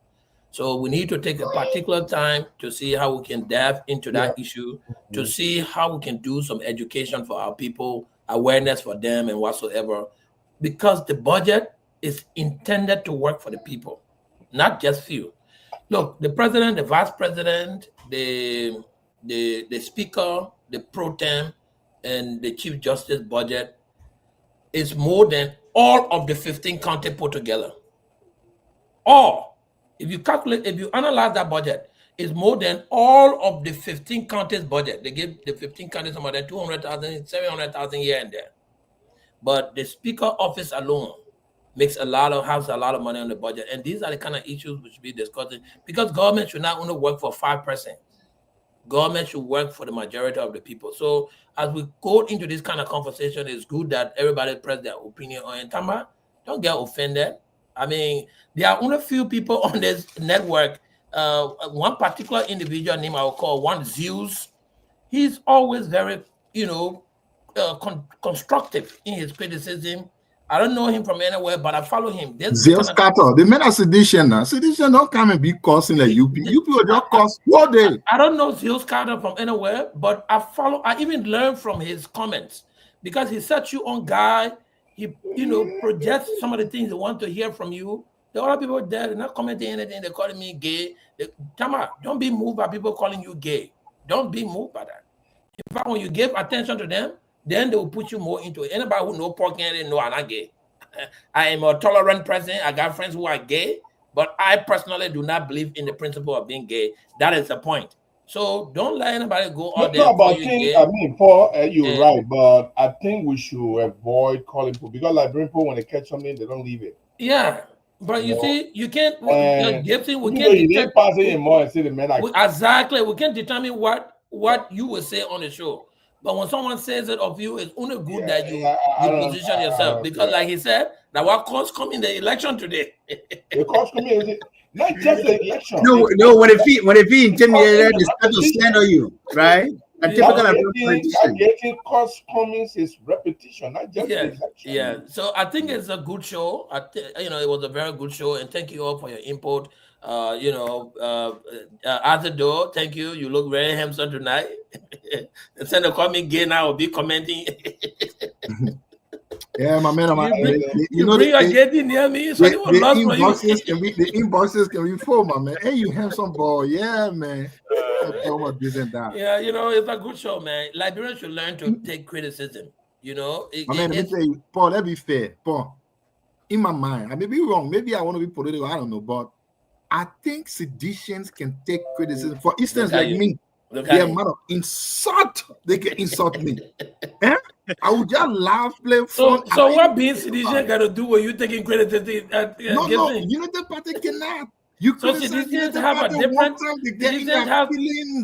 Seditions have a more tolerant level to criticism. If we can have a one whole full day of discussion, you will hear citizen people sticking to the issues. You be the only thing they will just come and insult. They will just bad data. The only reason why you buy the data is to put in your phone on post insult, then you send it far. I saw somebody writing in the comment say they say we are enjoying government money. Now how they all put enjoying? Why I put in my money? So it was a good show, but this kind of topics. I always look at the man. The man is very, very constructive. He don't get angry. That's how you do. If you come and say, "Oh, George, we are coming back," you people come in insulting. Why are you insulting on the message? Oh, we are coming back for? No, but people should be more like Zeus Carter, because on this kind of platform, everybody is not privileged to be to the mic. So the way we hear your points is through the comments. If you go to put constructive comments, we will definitely read some. We'll learn from some. You go and put markers there. Nobody's paying attention to your markers. I don't Well, give people relevance. They put naturalized insult and markers in Liberia. Yeah, we wouldn't give comments. We wouldn't give relevance to condescending comments. We will not do that on The the only show. thing Joseph Boyka they are like, and if that the only thing I can support him for is to give Prophet Key Koto.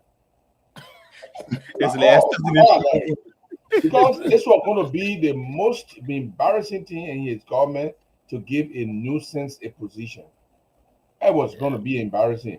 But he said Prophet Key Koto, and that was a really good time.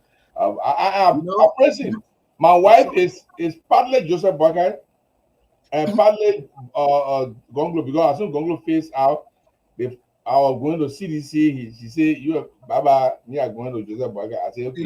Sometimes we don't look at the comments. I just saw somebody from Harper, my place, say one mayor, I know Mayor Jackson saying you can't ask to do good when enter Harper. I know for a while, coming there next year do that. But the very mayor, I wonder he knows that they wanted to dismiss him from the government. The day he commented on the post here insulting Georgia and Madam Joy Hotel, they wanted to dismiss him. It was Stanton myself. I called Stanton to base him man from. Though him from UP, but him from Maryland County, he's a mayor there. They know make contact. And Stanton myself go on the phone to ensure that they dismissing. That he don't want to talk it down there. From Harper, they wanted to dismiss him from UP government. He should go pray and call me and say thank you. I said, we can't talk it, but we just shut up our Stanton. I got a bag Stanton out there. Stanton put me on the phone, and we start making contact in executive mansion to ensure that they dismissing from Maryland County. When you hear me, those of you who come here during the week, I don't come here. I think the dynamics of the show is people having their independent view and knowing how to discuss the issue by the way they want to discuss it. I think we should keep it that way. And Gibson, you are right. Not cutting you off. This podcast is more of a reality show. Stanton don't give us the topic before we come here. No, we don't. We come here, he throws the topic out. Oh, we got to be researching, trying to get understanding, thinking on our feet. Some of this, people who comment against you, give them the microphone, they will not know what to say. So true. But also there's one thing though. I've been on the show now for 5 months, right? You know the party loyalists, the party animals. They come consistently every day. They're on the party line. Some of us who come to try to balance it. Some day we're on this side and some day we criticize on this side. And that's an objective look. Everyone's biased. No matter how objective you want to be, there will be some level of bias with you. And we have to respect people's point of views. People are entitled to their opinion, but we shouldn't insult and we shouldn't slander. You came to Minnesota. I'm sure you know a lot of things that go on here. They got this group, Ablao. Very powerful group here in Minnesota. I'm thinking most of you or Gibson should know about Ablao. Very powerful organization. We are in a little discussion. Hopefully, I should be speaking to them, having an interactive dialogue sometime next week. The following week on Saturday. Hopefully, I hope Spoon will carry a life and will be there. But it's a very powerful group. When we're having conversation to that, very excited about it. Someone told me that Remy Gray is always there. Remy say when I come there, he can be afraid Jada, so he might run away. I said, but Remy, know you're man. Now you are praying. Why you running away from? So when we are there, we hope to see our brother Remy around. Remy, my man, why you running away? You coming? You go? We are the same team people. The only person that I know who stand there, that Tama. Once Tama see me, will be running away. Tama say, no, I'm being there. That Sansa Piano be here before you can't do anything. Anyway, gentlemen, it was a good show, man. It was a good show, man. Like carry home, Joe. Carry home, bro. Go. If you Thank you very much. You mind the politician, you're not going anywhere. You see that Gibson man is a complete politician. As a Joe, is I was jealous, but anyway, I'm becoming political, so I gotta mind myself. All right, gentlemen. Good night. Good night. Have a good night, Joe. Yeah. All right, good night, everyone. Okay, and that's how we wrap up here.